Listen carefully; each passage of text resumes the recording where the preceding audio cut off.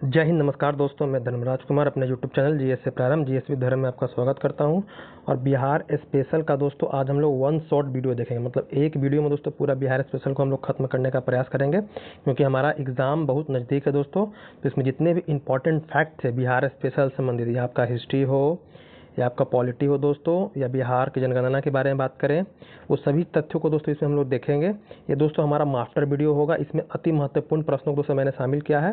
तो क्लास को पूरा देखिएगा दोस्तों। इस क्लास को देखने के बाद दोस्तों आपको कहीं भी बिहार स्पेशल पढ़ने की आवश्यकता नहीं पड़ेगी। आप क्लास देखिए, आपको पीडीएफ प्रोवाइड करवा देंगे, आप आसानी से उसको रिवीजन कीजिए, आप जाके एग्जाम में दोस्तों एग्जाम दीजिए। इससे जो भी आपसे बिहार स्पेशल से प्रश्न आएंगे दोस्तों, 5-6 जितने भी आते हैं वो सभी प्रश्न इससे दोस्तों आपको मिल जाएंगे। ये मेरा दोस्तों वादा है आपसे। तो चलिए हम बिना समय गवाए दोस्तों शुरू करते हैं अपना आज का क्लास। तो सबसे पहले आप देखिए बिहार का मानचित्र।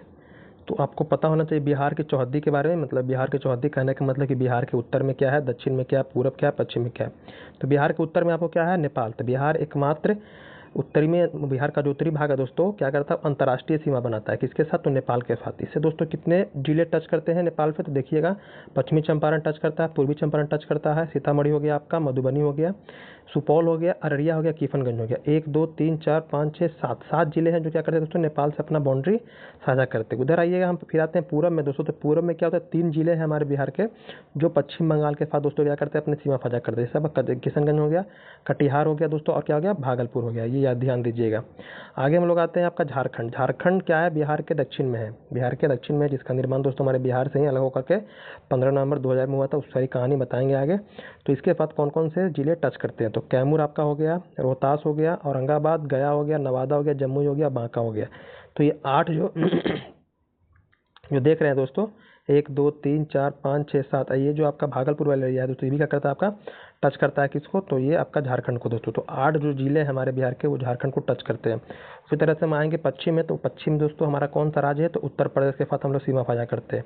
तो पश्चिम में अगर बात कर ले कौन कौन से जिले हैं, तो पश्चिमी चंपारण, गोपालगंज, सिवान, आपका हो गया सारण हो गया, बक्सर हो गया, आपका ये क्या हो गया, कैमूर हो गया, और ये रोहतास का भी इलाका दोस्तों आपका टच करता है। इसको भी ध्यान दीजिएगा। तो ये कुछ जिले हैं जो क्या करते हैं, अपने जो पड़ोसी दोस्तों मतलब कि राज्य है या आपके देश हैं दोस्तों नेपाल, उससे अपना बाउंड्री वॉल दोस्तों साझा करते हैं। ये मैप पे दोस्तों आपका कमांड होना बहुत ज़रूरी है। वर्ल्ड में अगर मान ले आप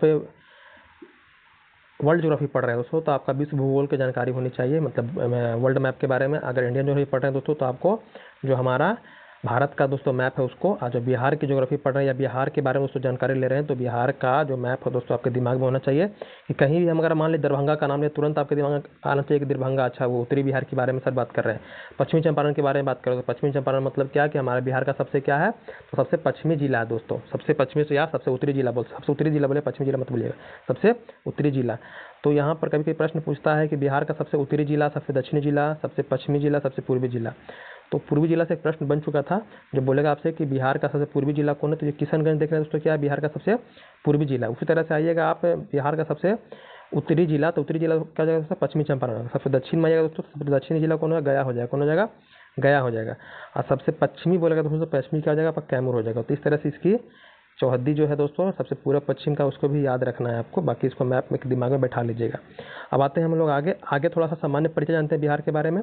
तो बिहार का क्षेत्रफल कितना है, तो 94,163 वर्ग किलोमीटर से प्रश्न बन चुके हैं। अगर वो इसी बात करें कि 94,163 वर्ग किलोमीटर है, तो इसमें ग्रामीण क्षेत्रफल कितना है और नगरीय क्षेत्रफल कितना है। तो ग्रामीण क्षेत्रफल दोस्तों आपका 92,257.51 वर्ग किलोमीटर है, और आपका जो नगरीय है दोस्तों इसमें कितना है, तो 10,1,095 वर्ग किलोमीटर है दोस्तों। इसको भी याद रखिएगा। मतलब 94,000 में दोस्तों 92,000 का लगभग दोस्तों आपका ग्रामीण क्षेत्र है, और नगरीय क्षेत्रफल कितना है, तो 1,095 है। कुल आबादी के बारे में बात करें तो कुल आबादी दोस्तों हमारे बिहार में कितना है, 10,40,99,452, जिसको हम लोग याद रखेंगे 10.4 करोड़ करके याद। ये 2011 की जनगणना के अनुसार है, ये ध्यान दीजिएगा। आगे है कि अगर जनसंख्या की बात करें कि पूरे भारत में हमारे बिहार की जो 10.4 करोड़ जनसंख्या है वो कितना प्रतिशत है भारत में, तो 8.6% दोस्तों हमारी हिस्सेदारी है भारत की जनसंख्या में। और जनसंख्या के मामले में बिहार तीसरे नंबर पे आता है। कितने नंबर पे आता है, भारत में तीसरे नंबर पे आता है। इसको भी ध्यान रखना है। लिंगानुपात दोस्तों हमारा क्या है, तो 918 है। लिंगानुपात का मतलब हम बता चुके हैं क्लास में दोस्तों कि आपको लिंगानुपात क्या होता है, तो 1000 पुरुष पर कितनी महिलाएं हैं वो कहलाता है लिंगानुपात। कितनी महिलाएं हैं तो 918। जनघनत्व के बारे में बात करेंगे तो 1106। पूरे भारत में सबसे ज़्यादा जनघनत्व हमारे बिहार का ही है, 1106। प्रमंडल के बारे में बात करें दोस्तों 9 प्रमंडल हमारे बिहार में। जिले आपका 38 है। सबसे नया जिला कौन है? अरवल, जो दोस्तों 2000 कितना बना है? 1 में बना है, जहानाबाद से अलग होकर के। आगे अनुमंडल दोस्तों 101 है। प्रखंड आपका 534 है। साक्षरता दर सबसे कम हमारे बिहार में है दोस्तों, याद रखिएगा। पूरे भारत के राज्यों के बारे में बात करें तो हमारे बिहार में साक्षरता दर सबसे कम है, 61.8 है। इसमें पुरुषों के जो साक्षरता है दोस्तों 71.2% और महिलाओं का दोस्तों 51.5%। ये कुछ सामान्य जानकारी थी बिहार के बारे में, इसको याद रखिएगा। आते हैं हम लोग आगे। अब थोड़ा सा हम और जानते हैं बिहार के बारे में। तो जो बिहार का जो आधिकारिक नाम है दोस्तों वो क्या है? बिहार। इसे ही जो बिहार है दोस्तों, आपको पता है कि बौद्ध धर्म, जैन धर्म सब हमारे बिहार में दोस्तों पनपे हैं। तो ये विहार जो था दोस्तों, विहार से क्या बना है? आपका बिहार बना है। ये जो व है पहले वो था दोस्तों, ये विहार क्या था? तो विहार दोस्तों जो बौद्ध भिक्षु जो हम जहाँ पर निवास करते थे उसी को हम लोग विहार करते थे। उसी दोस्तों आगे चल कर क्या हो गया? वही विहार से दोस्तों हमारा राज्य का नाम बन गया बिहार। तो विहार का अर्थ होता है बौद्ध मठ, याद रखिएगा। प्राचीन नाम अगर हम अपने बिहार के बारे में बात करें तो इसको प्राच्य या पूर्व देश कहते थे। मौर्य काल या गुप्त काल में दोस्तों इसको मगध कहा था। मगध जो अभी के वर्तमान में बात करें तभी आपका मगध प्रमंडल है।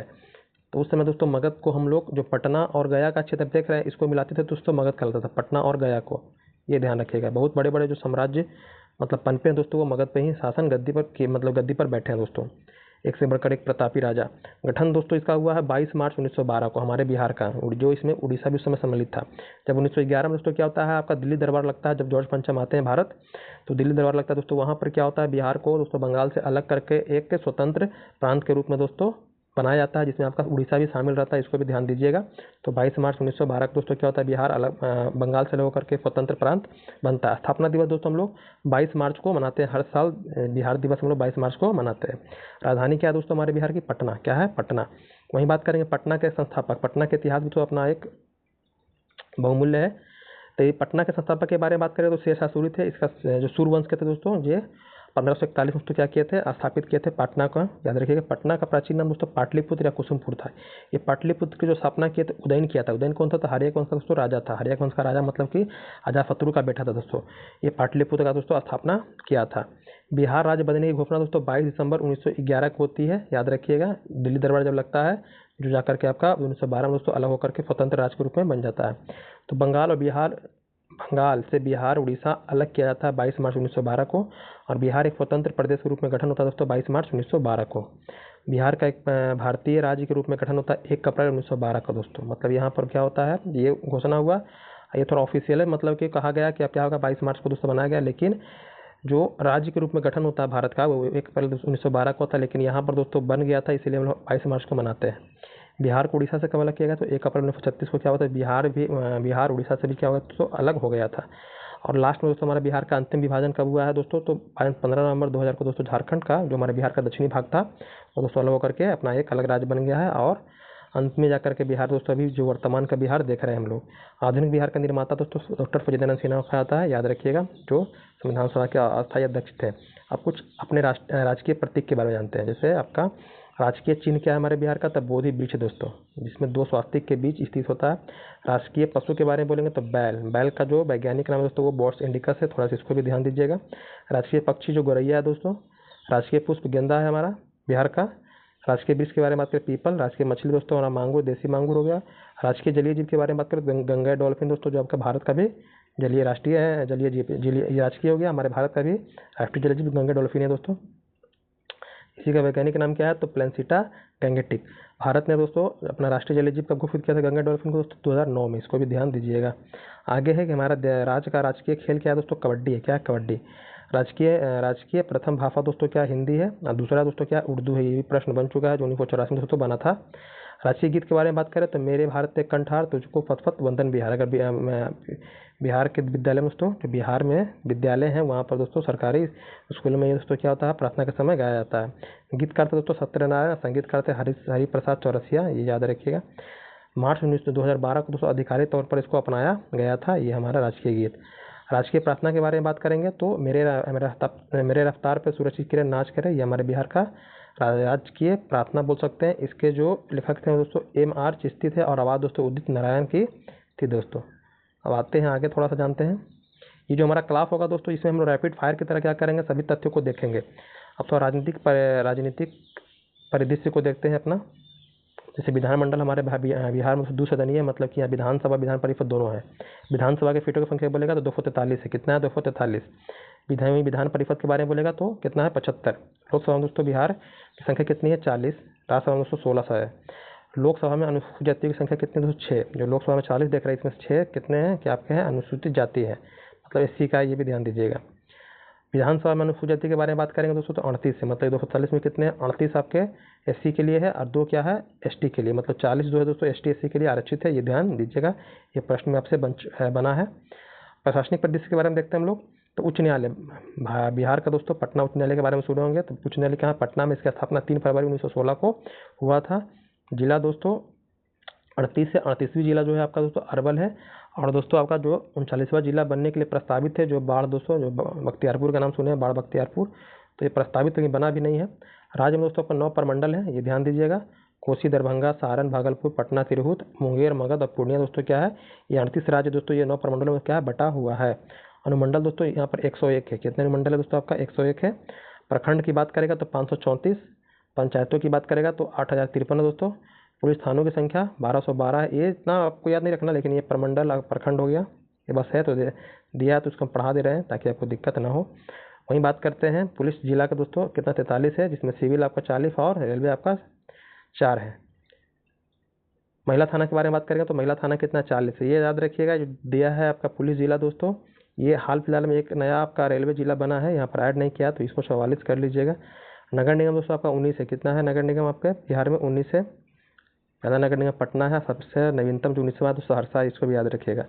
नगर परिषद के बारे में बात करेंगे तो 89 हो गया। नगर पंचायत दोस्तों 159 और वन निगम दोस्तों 261 है। और शहरों की संख्या के बारे में बात करेंगे तो 199। बिहार में शहरीकरण की दर दोस्तों हमारे बिहार में 15.3% है, इसको भी याद रखिएगा। और गाँवों की संख्या दोस्तों 39,073 है। कुछ आंकड़े हैं, इसको ध्यान दीजिएगा। थोड़ा भौगोलिक परिचय के बारे में जान लेते हैं हम लोग कि हमारे बिहार का आकृति क्या है। तो देखते हैं बिहार, तो बिहार क्या दोस्तों? आयताकार शेप में आपको दिखता है। क्षेत्रफल के बारे में बता दिए 94,163 किलोमीटर, जो भी संपूर्ण भारत का 2.86% है। संपूर्ण भारत का क्षेत्रफल की दृष्टि से बिहार का देश में कौन सा स्थान है? 12वां है दोस्तों राज्यों में। शहरी राज्यों की बात कर रहे हैं, अगर केंद्र शासित प्रदेश को मिला दीजिए तो 13वां हो जाता है आपका, ये भी ध्यान दीजिएगा।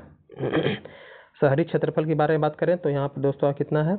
1095 हम लोग देख चुके थे। ग्रामीण क्षेत्र के बारे में हम लोग 92,297 दोस्तों। क्षेत्रफल की दृष्टि से सबसे बड़ा जिला हमारे बिहार का पश्चिमी चंपारण है, याद रखिएगा। पश्चिमी चंपारण जो बिहार का सबसे उत्तरी जिला है। क्षेत्रफल की दृष्टि से सबसे छोटा जिला आपका शिवहर है दोस्तों, ये भी ध्यान रखना है, सबसे बड़ा सबसे छोटा। आगे आते हैं हम लोग। समुद्र तल से औसत ऊंचाई कितनी है हमारे बिहार की? तो 173 फीट है। समुद्र तट से बिहार की दूरी कितनी है? 200 किलोमीटर है। अक्षांशीय विस्तार के बारे में बात करें, हमारे बिहार का अक्षांशीय विस्तार क्या है, देशांतरी विस्तार क्या है? तो ये 24 से 27 पकड़िएगा, 24 से 27, मतलब उत्तरी अक्षांश के बारे में बात करें, क्योंकि हमारे जिस तरह से हमारे भारत का दोस्तों उत्तरी अक्षांश पूर्वी देशांतर, तो उस तरह से हमारे बिहार का भी है उत्तरी अक्षांश और पूर्वी देशांतर में ही आएगा। तो 24 डिग्री आपका 20 मिनट 10 सेकंड से लेकर दोस्तों आपका 27 डिग्री 31 मिनट 15 सेकंड दोस्तों उत्तरी अक्षांश। तो 24-27 को पकड़िएगा और ये यहाँ पर 83-88 को पकड़िएगा दोस्तों, ये आपको याद हो जाएगा। तो आप आसानी से पूर्वी देशांतर और उत्तरी अक्षांश और पूर्वी देशांतर दोस्तों बिहार का अक्षांशीय देशांतरी विस्तार आप याद रख सकते हैं। लंबाई के बारे में बात करेंगे तो उत्तरी से दक्षिणी लंबाई हमारे बिहार का कितना है? 345 किलोमीटर। और पूर्व से पश्चिम के बारे में बात करें 483 किलोमीटर है। आपको पता होना चाहिए कि लंबाई हमारे पूर्व से पश्चिम क्या है बिहार की? ज़्यादा है। आगे आते हैं बिहार की जलवायु के बारे में बात करेंगे तो बिहार की जलवायु क्या है दोस्तों? तो उष्णकटिबंधीय मानसूनी जलवायु। क्या है? उष्णकटिबंधीय। जैसे हमारे भारत की जो जलवायु दोस्तों उस तरह से हमारे बिहार की भी जलवायु है, कुछ अलग नहीं है। उत्तरी बिहार की जलवायु दोस्तों क्या है? तो कोपेन के अनुसार, कोपेन ने क्या किया था? जलवायु का दोस्तों वर्गीकरण किया था। तो उनके अनुसार अगर बात करें तो उत्तरी बिहार का जो जलवायु दोस्तों उसका संकेत क्या है? सी बड़ा है, कैपिटल सी, कैपिटल आपका डब्ल्यू और जी, CWG क्या है कोपेन के अनुसार उत्तरी बिहार का। वहीं दक्षिणी बिहार के बारे में बात करेंगे तो AW है। लेकिन एक और आते हैं भूगोलवेत्ता, वो क्या करते हैं उत्तरी बिहार का दोस्तों, जिनका नाम तिवार था, उनके द्वारा तो क्या होता है दोस्तों उत्तरी बिहार का जलवायु जो है आपका वो CAW है। क्या है? CAW। और दक्षिणी बिहार का क्या है दोस्तों? AW है। मतलब इनके अनुसार दक्षिणी बिहार का दोनों का सेम है, कोपेन का और तिवारता का। फिर एक और आते हैं जो उत्तर पश्चिम संकीर्ण क्षेत्र जो थॉर्नवर्ट के अनुसार दोस्तों CW-W दिया हुआ है। और शेष बिहार का दोस्तों आपका थॉर्नवर्ट के अनुसार आपका CAW-W है दोस्तों। तो इसमें सबसे महत्वपूर्ण आपका होता है कोपेन का। किन का होता है? कोपेन का याद रखिएगा। उत्तरी बिहार का CWG और AW क्या? दक्षिणी बिहार का, ये याद रखिएगा। आगे हम लोग आते हैं कि बिहार के राज्य की औसत वार्षिक वर्षा कितनी है, तो 110 से 120 सेंटीमीटर है दोस्तों। सर्वाधिक वर्षा कहाँ होता है, किशनगंज में होता है, और सबसे अधिक आपको वन भी मिलता है, सघन वन दोस्तों भी आपको पश्चिमी चंपारण के बाद आपका किशनगंज में मिलता है, ये भी ध्यान दीजिएगा। सबसे कम वर्षा के बारे में बात करें तो सबसे कम वर्षा आपका जिला औरंगाबाद में होता है, जो आपका बिहार का सबसे दक्षिणी जिला है। सबसे दक्षिणी जिला मत बोलिए, दक्षिण जिला है, दक्षिणी में पड़ता है दोस्तों, दक्षिणी बिहार में पड़ता है आपका। सर्वाधिक गर्म और सबसे ठंडा दोस्तों क्या गया है, क्या है आपका गया है, ये भी ध्यान दीजिएगा। आगे हम लोग आते हैं भौगोलिक सीमाओं के बारे में। जैसे बताएं चौहद्दी हमारे बिहार का कौन कौन सी सीमाएं हैं, तो बता देते उत्तर में नेपाल है जो अंतर्राष्ट्रीय सीमा से साझा करता है बिहार अपना, दक्षिण में झारखंड हो गया, पूर्व में पश्चिम बंगाल और पश्चिम में आपका उत्तर प्रदेश, ये ध्यान दीजिएगा। तो राज्य की सीमाएं से लगे 3 राज्य हैं और 1 देश है आपका। राज्य की सीमा से कितने देश राज्य लगे हुए, 3 राज्य लगे, पश्चिम बंगाल, उत्तर प्रदेश, झारखंड। उत्तर प्रदेश से हमारे 8 जिले साझा करते हैं, रोहतास, कैमूर, बक्सर, भोजपुर, सारण, सिवान, गोपालगंज, पश्चिमी चंपारण, ये आपको मैप में हम दिखा चुके थे। पश्चिमी चंपारण पश्चिम बंगाल से आपको 3 जिले था, किशनगंज, कटिहार, पूर्णिया, याद रखिएगा। झारखंड से आपके 8 जिले टच करते हैं, भागलपुर, बांका, जमुई, नवादा हो गया, औरंगाबाद, रोहतास, कटिहार हो गया दोस्तों। वहीं बात करेंगे हम ये बिहार की सीमा से लगा एकमात्र देश कौन है आपका, तो नेपाल है, याद रखिएगा। उत्तर में दोस्तों उत्तर से 7 जिले टच करते हैं नेपाल से, ये भी ध्यान रखना है। और नेपाल बिहार नेपाल के जो अंतर्राष्ट्रीय सीमा की लंबाई है वो 729 किलोमीटर है। कितना है, 729 किलोमीटर। नेपाल से 7 जिले हैं कौन कौन, पश्चिमी चंपारण, पूर्वी चंपारण, सीतामढ़ी, मधुबनी, सुपौल, अररिया, किशनगंज। मैप को बता रहे हैं, मैप को देखिएगा थोड़ा बढ़िया से, दिमाग में बैठा लीजिएगा मैप को, उसके आसानी होगा दोस्तों आपको, कहाँ पर कौन जिला है उसकी स्थिति परिस्थिति सब आपको समझ में आ जाएगा। वहीं बात करें कि बिहार की राजधानी पटना से लगे 9 जिले हैं, मतलब पटना से कौन कौन से जिले टच करते हैं, तो 9 ऐसे जिले हैं जो क्या करते हैं दोस्तों, पटना पे टच करते हैं। कौन कौन है, अरवल, जहानाबाद हो गया, नालंदा हो गया, लखीसराय, बेगूसराय, समस्तीपुर, वैशाली और सारण, भोजपुर दोस्तों, ये 9 जिले हैं। इससे प्रश्न बना है दोस्तों, इसलिए यहाँ पर दिया हुआ याद रखिएगा, ये याद रखिएगा 9 जिले। सबसे उत्तरी जिला कौन है, तो पश्चिमी चंपारण बता दिया, सबसे दक्षिणी में गया हो गया, सबसे पश्चिमी आप कैमूर हो गया, सबसे पूर्वी में क्या किशनगंज, कहीं कहीं कटिहार, लेकिन किशनगंज दोस्तों आप टिक कीजिएगा। अगर ऑप्शन में दिया किशनगंज तो किशनगंज में टिक कीजिएगा। सोमेश्वर पहाड़ी स्थित है हमारे बिहार में दोस्तों, आपका वो पश्चिमी चंपारण में है। जो शिवालिक पहाड़ी का जो शिवालिक हिमालय जिसको हम लोग हिमालय का पाद बिंदु कहते हैं दोस्तों, ये इसी का भाग है। बिहार के किस कृषि जलवायु के क्षेत्र में सर्वाधिक जिले हैं दोस्तों, उत्तरी पश्चिमी जो भाग है दोस्तों वहाँ पर आपको ज़्यादा देखने के लिए मिलते हैं। सबसे अधिक पतझड़ वाले वन से घिरा जिला कौन है दोस्तों, आपका ये आपका पश्चिमी चंपारण। अधिकांश भाग में पाई जाने वाली मिट्टी कौन है, कछारी, जिसको जलोढ़ मिट्टी कहते हैं, क्योंकि हमारे बिहार में दोस्तों जो गंगा है, गंगा की सहायक नदियाँ दोस्तों, उससे क्या है हमारे बिहार में दोस्तों जलोढ़ मृदा की दोस्तों अधिकता ज़्यादा है, ये भी ध्यान दीजिएगा। कुल बाढ़ प्रभावित क्षेत्र दोस्तों कितना है, तो 68.80 लाख हेक्टेयर है, जो भारत है दोस्तों 16.5% है। बांगड़ मिट्टी के बारे में सुने होंगे और खादर मिट्टी के बारे में सुने होंगे। तो बांगड़ जो होता है दोस्तों वो पुराने जलोढ़ मिट्टी को कहते हैं हम लोग बांगड़, और जो नवीन जलोढ़ मिट्टी होता है उसको बोलते हैं हम लोग खादर बोलते हैं। तो इसको भी ध्यान रखिएगा, बांगड़ और खादर यहाँ दिया हुआ है। खादर आपका जो होता है नवीन जलोढ़ मैदान जो होता है दोस्तों वो आपका कहलाता है। कोसी मैदान की जो औसत ऊंचाई है वो 30 मीटर है। और दक्षिण का पहाड़ी भाग, मतलब आपको पता होना चाहिए कि अगर आप पहाड़ को घूमना है दोस्तों आपको दक्षिणी बिहार जाइए, और जो पश्चिमी चंपारण का इलाका है दोस्तों वहाँ पर आपको पहाड़ी कुछ देखने के लिए मिलेगा। तो आपका दक्षिणी पहाड़ी इलाका मुंगेर, नवादा, राजगीर, खगड़िया, ये सब दोस्तों क्या है आपका, तो ये पहाड़ी भाग है हमारे बिहार का। अब थोड़ा आते हैं बिहार की नदियों के बारे में जानते हैं। बिहार की नदियाँ जैसे आपका दक्षिण बिहार की नदियाँ और उत्तरी बिहार की नदियाँ। तो दक्षिणी बिहार में नदियाँ कौन कौन नदी है, कर्मनाशा, सोन, पुनपुन, फल्गु, किलऊ और अजय। इस जितनी भी नदियाँ देख रहे हैं सब क्या है, गंगा की सहायक नदियाँ, क्या है गंगा की सहायक नदियाँ। उसी तरह से उत्तरी बिहार से कौन कौन सी नदियाँ हैं, तो घाघरा हो गया, गंडक हो गया, बूढ़ी गंडक, बागमती, कमला, कोसी, महानंदा। क्रम से अगर बात करें पूर्व से पश्चिम ये सभी हिमालय नदियाँ हैं। ये जो देख रहे हैं सभी क्या है, सभी हिमालय से निकलने वाली नदियाँ दोस्तों है। आगे बात करते हैं बिहार के मध्य भाग से पश्चिम से पूर्व दोस्तों बने नदी कौन है, ये गंगा है। और गंगा हमारे बिहार के 12 जिलों से दोस्तों गुजरती है, प्रवेश करती है बक्सर से, निकलती है कहाँ, कटिहार से, ये भी ध्यान दीजिएगा। तो बिहार में गंगा की कुल लंबाई कितना है, 445 किलोमीटर दोस्तों। सर्वाधिक लंबाई पटना में है 99 किलोमीटर। ये भी प्रश्न बन चुका है, याद रखिएगा, सही प्रश्न को ध्यान से सुनिएगा क्या प्रश्न पूछ रहे हैं। गंगा नदी का उद्गम स्थल कहाँ है, तो गंगोत्री ग्लेशियर उत्तराखंड में दोस्तों आपका है, मतलब हिमालय से निकलती है गंगा नदी। बिहार में गंगा की सबसे बड़ी सहायक नदी कौन है, तो सोन नदी है दोस्तों, जो आपका याद है दक्षिणी बिहार से मिलती है, जो आप पटना के दानापुर में देख रहे हैं दोस्तों वहाँ पर आकर मिलती है। सोन नदी का उद्गम स्थल कहाँ है दोस्तों, अमरकंटक की पहाड़ी मध्य प्रदेश में दोस्तों आपका है। सोन नदी की गंगा से मिलती है दोस्तों पटना में। आगे है कि सोन नदी बिहार में प्रवेश करती है कहाँ से दोस्तों, रोहतास से प्रवेश करती है। बिहार का शोक, बिहार का गम दोस्तों, बिहार का दुख तो कोसी नदी को कहते हैं। ये अपना मार्ग बदलने में क्या दोस्तों कुख्यात है, याद रखिएगा, इसको भी ये ध्यान दीजिएगा। हमारा अगला प्रश्न है दोस्तों, कि आपका जो कोसी नदी है उसका उद्गम स्थल कहाँ है, कोसी नदी कहाँ से निकलती है, तो गोसाई थान दोस्तों एक जगह है, वो नेपाल में पड़ता है, वहाँ से दोस्तों ये निकलती है। आगे हम लोग आते हैं, हमारा अगला प्रश्न है कि कोसी नदी बिहार में प्रवेश करती है कहाँ पर, तो सुपौल है दोस्तों, सुपौल जिला है, वहाँ पर क्या करती है आपका प्रवेश करती है हमारे बिहार में दोस्तों, ये ध्यान दीजिएगा। बिहार में कोसी नदी की कुल लंबाई 260 किलोमीटर है, कितना है 260 किलोमीटर। कहाँ मिलती है ये दोस्तों, तो ये कटिहार में दोस्तों एक जगह है कटिहार में, कुर्सेला, वहाँ पर कोसी नदी क्या होती है बिहार गंगा नदी से दोस्तों मिल जाती है, गंगा की सहायक नदी, ये भी ध्यान दीजिएगा। अब बात करते हैं पुनपुन नदी के बारे में। पुनपुन नदी का उद्गम स्थल दोस्तों छोटा नागपुर का पठार, ये झारखंड में आपका पलामू जो जिला है वहाँ पर है दोस्तों। ये पुनपुन नदी गंगा में मिलती है कहाँ, फतुहा के पास, जो फतुहा है दोस्तों वहाँ पर आपका मिलता है। गंडक नदी का उद्गम के बारे में बात करें तो अन्नपूर्णा श्रेणी दोस्तों आपका नेपाल में ही पर्वत श्रेणी है, वहीं पर दोस्तों ये गंडक नदी उद्गम होता है इसका। और गंडक नदी बिहार में प्रवेश करती है वाल्मीकि नगर जो पश्चिमी चंपारण दोस्तों है, वहाँ से ये प्रवेश करती है हमारे बिहार में। गंडक नदी गंगा से मिलती है कहाँ पर, हाजीपुर के निकट, हाजीपुर जहाँ सोनपुर मेला लगता है दोस्तों, इसी नदी के किनारे सोनपुर मेला लगता है, ये भी ध्यान दीजिएगा। गंडक नदी के किनारे स्थित शहर कौन है, हाजीपुर सोनपुर है दोस्तों। बूढ़ी गंडक नदी कहाँ से उद्गम है, तो ये आपका सोमेश्वर पहाड़ दोस्तों जो पश्चिमी चंपारण जिला में है, याद रखिएगा। मैं चौथा पर चौर से यह खगड़िया जिले में गंगा में मिल जाती है दोस्तों। बूढ़ी गंडक के किनारे स्थित है मुजफ्फरपुर, खगड़िया, समस्तीपुर दोस्तों, कुछ जिले हमारे बिहार के हैं जो बूढ़ी गंडक के किनारे दोस्तों स्थित है। त्रिवेणी नहर बोलेगा तो ये गंडक नदी पर दोस्तों बना हुआ है, जो पश्चिमी चंपारण में दोस्तों आपका है। वहीं बात करते हैं फल्गु नदी का निर्माण दोस्तों मोहना और लीलाजन नदी के संगम से दोस्तों होता है, मतलब लीलाजन नदी और मोहना नदी मिलती है तो तब ये फल्गु नदी कहलाता है। इसी को हम लोग निरंजना नदी के नाम से भी जानते हैं, फल्गु नदी जिसको हम लोग निरंजना नदी के नाम से जानते हैं, जहाँ पर गौतम बुद्ध को ज्ञान की प्राप्ति इस नदी के किनारे हुई थी। इसकी कुल लंबाई बिहार में 135 किलोमीटर है। भारत का सबसे बड़ा रबर डैम दोस्तों फल्गु नदी पर ही बना गया है, जिसको हम लोग गयाई डैम कहते हैं, या फल्गु नदी पर ही बनाया गया, याद रखिएगा। बिहार और उत्तर प्रदेश के बीच सीमा बनाती है कौन, तो कर्मनाशा नदी हो गई, गंडक नदी या घाघरा नदी, ये जो 3 नदियाँ हैं दोस्तों हमारे बिहार और उत्तर प्रदेश के बीच की सीमा रेखा तय करती है। कर्मनाशा नदी को दोस्तों अपवित्र नदी के नाम पे जानते हैं। ये दोस्तों कहाँ से निकलती है, तो बिंद पहाड़ी दोस्तों इसका उद्गम होता है। कर्मनाशा नदी गंगा नदी में आपका चौसा जो बक्सर है ना, चौसा का युद्ध हुआ था 1539 में हुमायूं और शेरशाह के बीच में दोस्तों, यहीं पर होता है, याद रखिएगा। बिहार की पहली नदी जोड़ योजना कौन है, कोसी मेची नदी जोड़ योजना से बिहार की पहली नदी जोड़ योजना मिलेगा तो कोसी मेची नदी जोड़ना है। बिहार में उत्तरी मैदान को खंड को 2 भागों में बांटती है कौन, बागमती नदी, मतलब बिहार का जो उत्तरी मैदान है दोस्तों उसको इसके खंड को 2 भागों में बांटने का काम करती है बागमती नदी, जो हमारे बिहार में ही बहती है दोस्तों, और ये गंगा की सहायक नदी है।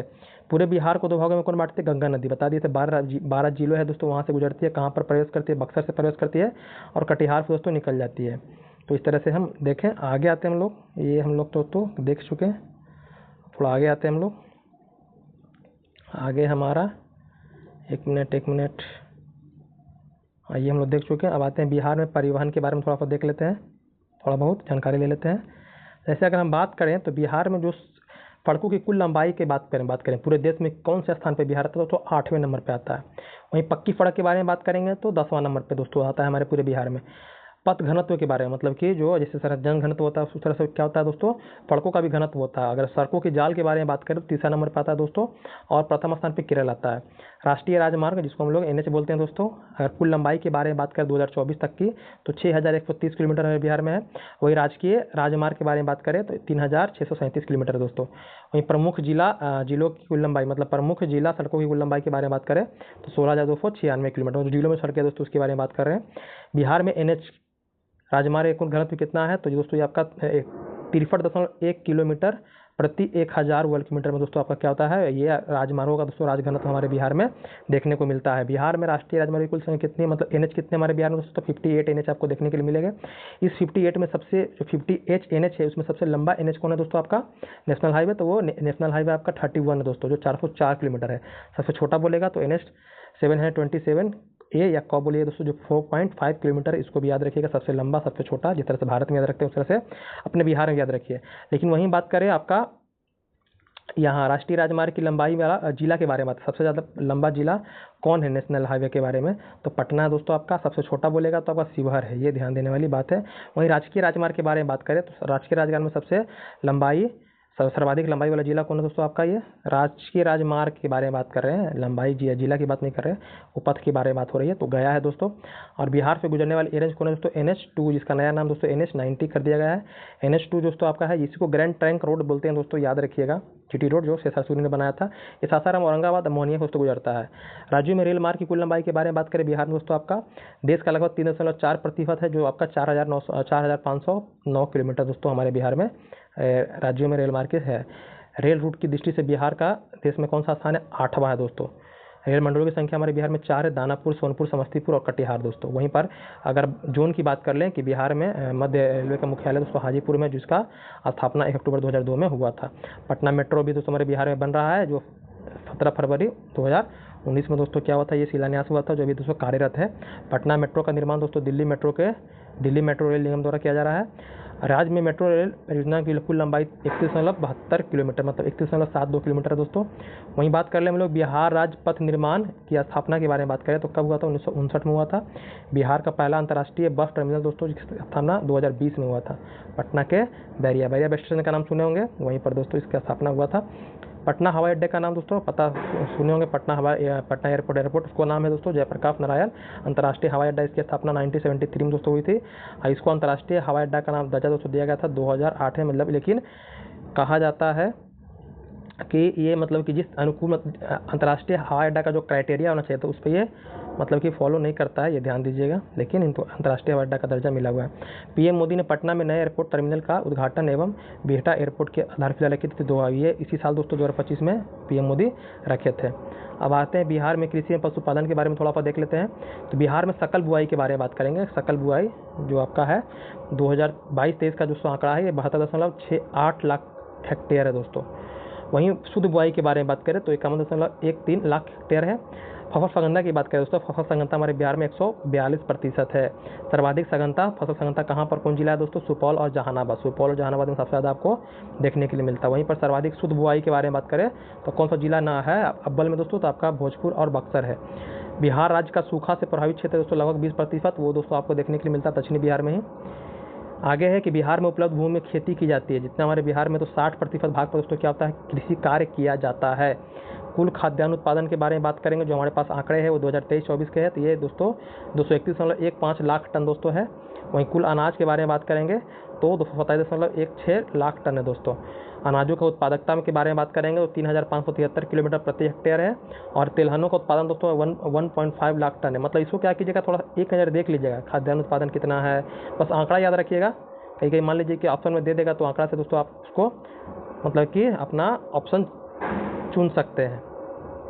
अब थोड़ा से हम लोग आगे वहीं पर आएंगे हम लोग आगे दोस्तों, तो यहाँ बात करेंगे प्रति हेक्टेयर सर्वाधिक उत्पादकता वाला अनाज क्या, मतलब हमारे बिहार में प्रति हेक्टेयर में सबसे ज़्यादा अनाज कौन सा उत्पादन होता है? मक्का दोस्तों। क्या है? मक्का, ये जो एक खाद्यान्न फसल है।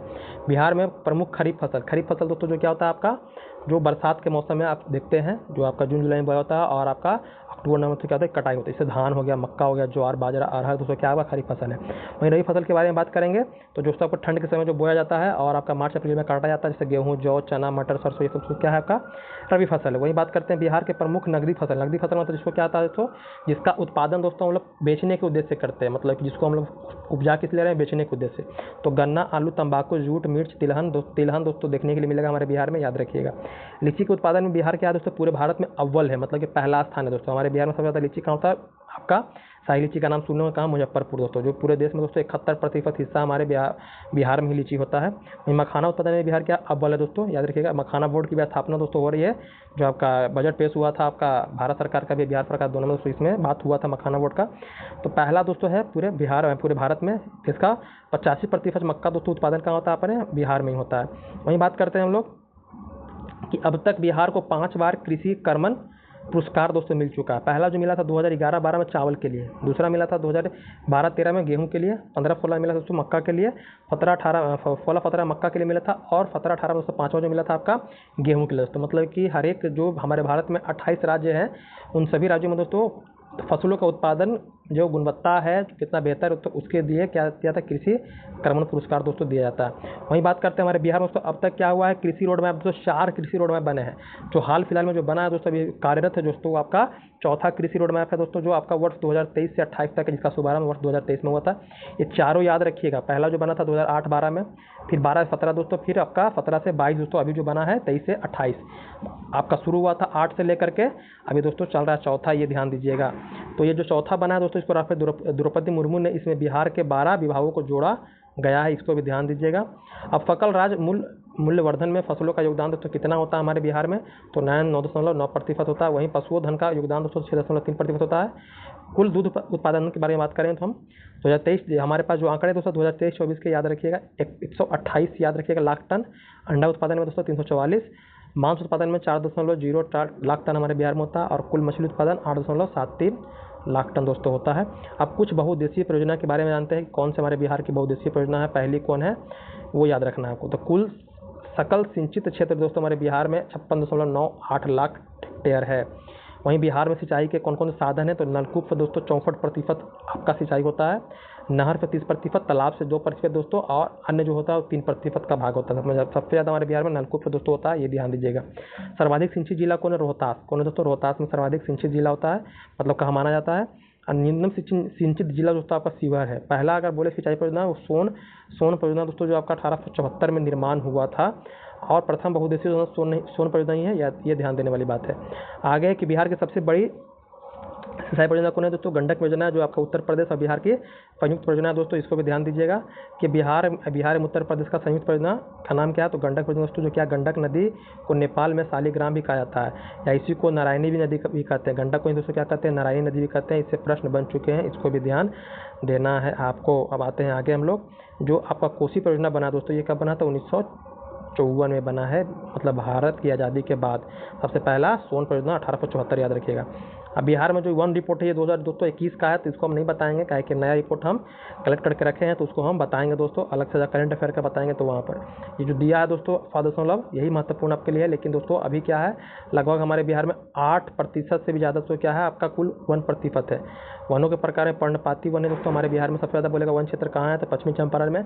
लेकिन बोलेगा खुला वन दोस्तों सबसे ज़्यादा कहाँ है दोस्तों, तो आपका ओपन फॉरेस्ट दोस्तों आपका कैमूर में, ये ध्यान देने वाली बात है। आते हैं हम लोग आगे, ये अर्थव्यवस्था के बारे में जानते हैं, बिहार की जो अर्थव्यवस्था उसके बारे में। तो ये जो आंकड़े हमारे पास दोस्तों क्या है, 2023-24 का ही है। हम 24-25 का लाने का प्रयास करके अगले वीडियो में, तो पहले देख लेते हैं इसको। सकल घरेलू राज्य उत्पादन 2023-24 में वर्तमान में दोस्तों क्या है, कितने करोड़ है दोस्तों, तो 8,54,429 करोड़ दोस्तों है। जो कुल जो जीडीपी है, जीएसडीपी है दोस्तों, उसमें कितना प्रतिशत की वृद्धि हुई है दोस्तों वर्तमान में, तो 14.5% की वृद्धि हुई है। सकल राज्य घरेलू उत्पाद के बारे में बात करेंगे जो 23-24 के बारे में, तो स्थिर मूल्य पर क्या है, स्थिर मूल्य पर दोस्तों, तो ये आपका 4,64,540 करोड़ है दोस्तों। वही जीएसडीपी की वृद्धि के बारे में बात करेंगे स्थिर मूल्य पर, तो 9.2% दोस्तों क्या हुआ, वृद्धि देखा गया है। वहीं बात करते हैं हम लोग, ये आपका शुद्ध राज्य घरेलू उत्पाद क्या होता है, शुद्ध, जिसको नेट बोलते हैं हम लोग। जैसे भारत में पढ़ते होंगे नेट डोमेस्टिक प्रोडक्ट के बारे में, नेट आपका नेट नेशनल प्रोडक्ट के बारे में, तो उस तरह से राज्य में भी दोस्तों चलता है। तो शुद्ध राज्य आपका घरेलू उत्पाद जो होता है वर्तमान में अगर बात करें 7,71,435 करोड़ है दोस्तों। और वहीं आपका स्थिर मूल्य पर शुद्ध राज्य घरेलू उत्पाद कितना है, तो आपका 4,11,359 करोड़ है दोस्तों। वहीं प्रति व्यक्ति आय के बारे में बात करें वर्तमान मूल्य पर, तो 66,000 लगभग, मतलब बोल सकते हैं 65,000। फिर प्रति व्यक्ति आय स्थिर मूल्य पर बात करेंगे तो कितना है, तो 36,333 रुपये दोस्तों। सर्वाधिक प्रति व्यक्ति आय किस राज्य जिला का है, तो पटना का। तो सबसे कम कहाँ है, तो शिवहर का दोस्तों, ये ध्यान दीजिएगा। आगे बात करते हैं प्राथमिक घाटा के बारे में दोस्तों हम लोग, जो आपका 2023-24 के आंकड़े के अनुसार, तो जीएसडीपी का 2.1% दोस्तों, ये ध्यान दीजिएगा। और राजस्व घाटा जो जीएसडीपी का माइनस क्या है, 0.3% दोस्तों। राजकोषीय घाटा के बारे में बात करेंगे तो जीएसडीपी का दोस्तों आपका, जिस तरह से जीडीपी होता है भारत का, तो उस तरह से राज्य में निकल रहा है तो क्या करता है, ग्रोथ स्टेट डोमेस्टिक प्रोडक्ट आता है, ग्रोथ स्टेट डोमेस्टिक प्रोडक्ट राज्य का निकाल रहे हैं, इसलिए 4.2% दोस्तों। वहीं बात करते हैं कि प्राथमिक क्षेत्र में सबसे ज़्यादा जीएसडीपी का योगदान कितना है, मतलब कृषि क्षेत्र का सबसे ज़्यादा योगदान कितना है हमारे राज्य में दोस्तों, 19.9%। द्वितीय क्षेत्र का दोस्तों आपका जो खनन क्षेत्र आता है, औद्योगिक क्षेत्र दोस्तों आपका 21.5%। और तृतीय क्षेत्र जिसको हम सेवा क्षेत्र के नाम जानते हैं, उसका सबसे ज़्यादा योगदान है 58.6% दोस्तों। जितने भी आंकड़े हैं ये आपका 23-24 के हैं, याद रखिएगा। ये सब चीज़ें आपको आपके 24-25 में भी पढ़ना है, याद रखिएगा। वहीं बात करते हैं ऊर्जा प्रति व्यक्ति खपत कितना है हमारे बिहार में, तो 363 किलोवाट आवर दोस्तों क्या है ऊर्जा की खपत है। ये सब थोड़ा सा याद रखिए। बेरोजगारी दर के बारे में बात करेंगे तो 3% दोस्तों। अब थोड़ा आते हैं जनगणना, जो आपके हमेशा एग्जाम में दोस्तों इससे प्रश्न बनते हैं, थोड़ा देख लेते हैं इसको भी हम लोग। तो कुल जनसंख्या बता दी 10.41 करोड़ है। पुरुष उसमें कितना है, तो 5.43 करोड़, इसका पुरुषों का प्रतिशत 52.14%। और महिलाएं हैं कितना, इस महिलाओं की संख्या कितना है 10 करोड़ में दोस्तों, तो 4.98 करोड़ है, जो 47.86% है। ग्रामीण जनसंख्या कितना है दोस्तों आपका, तो हमारे बिहार में ग्रामीण जनसंख्या आंकड़ा में नहीं पूछेगा, प्रतिशत में पूछेगा। 88.7% क्या है, तो ग्रामीण निवासी है दोस्तों। और जब इतना एक पता रहेगा तो उसमें 100 में से घटाइएगा तो कितना आ जाएगा आपका, 11.3% क्या है हमारे बिहार में शहरी जनसंख्या है। वहीं बात करते हैं शहरीकरण के बारे में कि शहरीकरण की 10 की वृद्धि, मतलब शहरों में जो 10 की वृद्धि हुई दोस्तों 2001 से 2011 की जनगणना के बीच में कितना प्रतिशत की वृद्धि हुई है, तो 0.8% की वृद्धि। जनघनत्व के बारे में हमने बात किए थे, 1106 व्यक्ति प्रति वर्ग किलोमीटर पर रहते हैं, जो पूरे भारत में सबसे ज़्यादा है दोस्तों। वहीं सर्वाधिक जनघनत्व किस जिला का है, तो शिवहर का है 1880, ये भी ध्यान देने वाली बात आपके लिए है। आगे हम लोग आते हैं कि सबसे कम, तो कैमूर का है 488। लिंगानुपात दोस्तों 918 है बिहार का। और सबसे ज़्यादा कौन सा जिला में लिंगानुपात है, तो सबसे ज़्यादा दोस्तों लिंगानुपात गोपालगंज का 1021 है। न्यूनतम बोलेगा आपका मुंगेर में 876 दोस्तों। शिशु लिंगानुपात जो 0 से 6 वर्ष के बीच में निकाला जाता है, तो ये 935 महिला प्रति 1000 पुरुष दोस्तों, मतलब बच्चियों पर निकाला जाता है। सर्वाधिक लिंगानुपात वाला जो शिशु लिंगानुपात किशनगंज 971, सबसे कम है दोस्तों वैशाली 904, दोनों याद रखिएगा लिंगानुपात और शिशु लिंगानुपात। वहीं बात करते हैं जनसंख्या का 10 की वृद्धि हमारे बिहार में 2001 से 11 तक कितना रहा, तो 25.42% जनसंख्या क्या हुआ दोस्तों बढ़ा है हमारे बिहार में।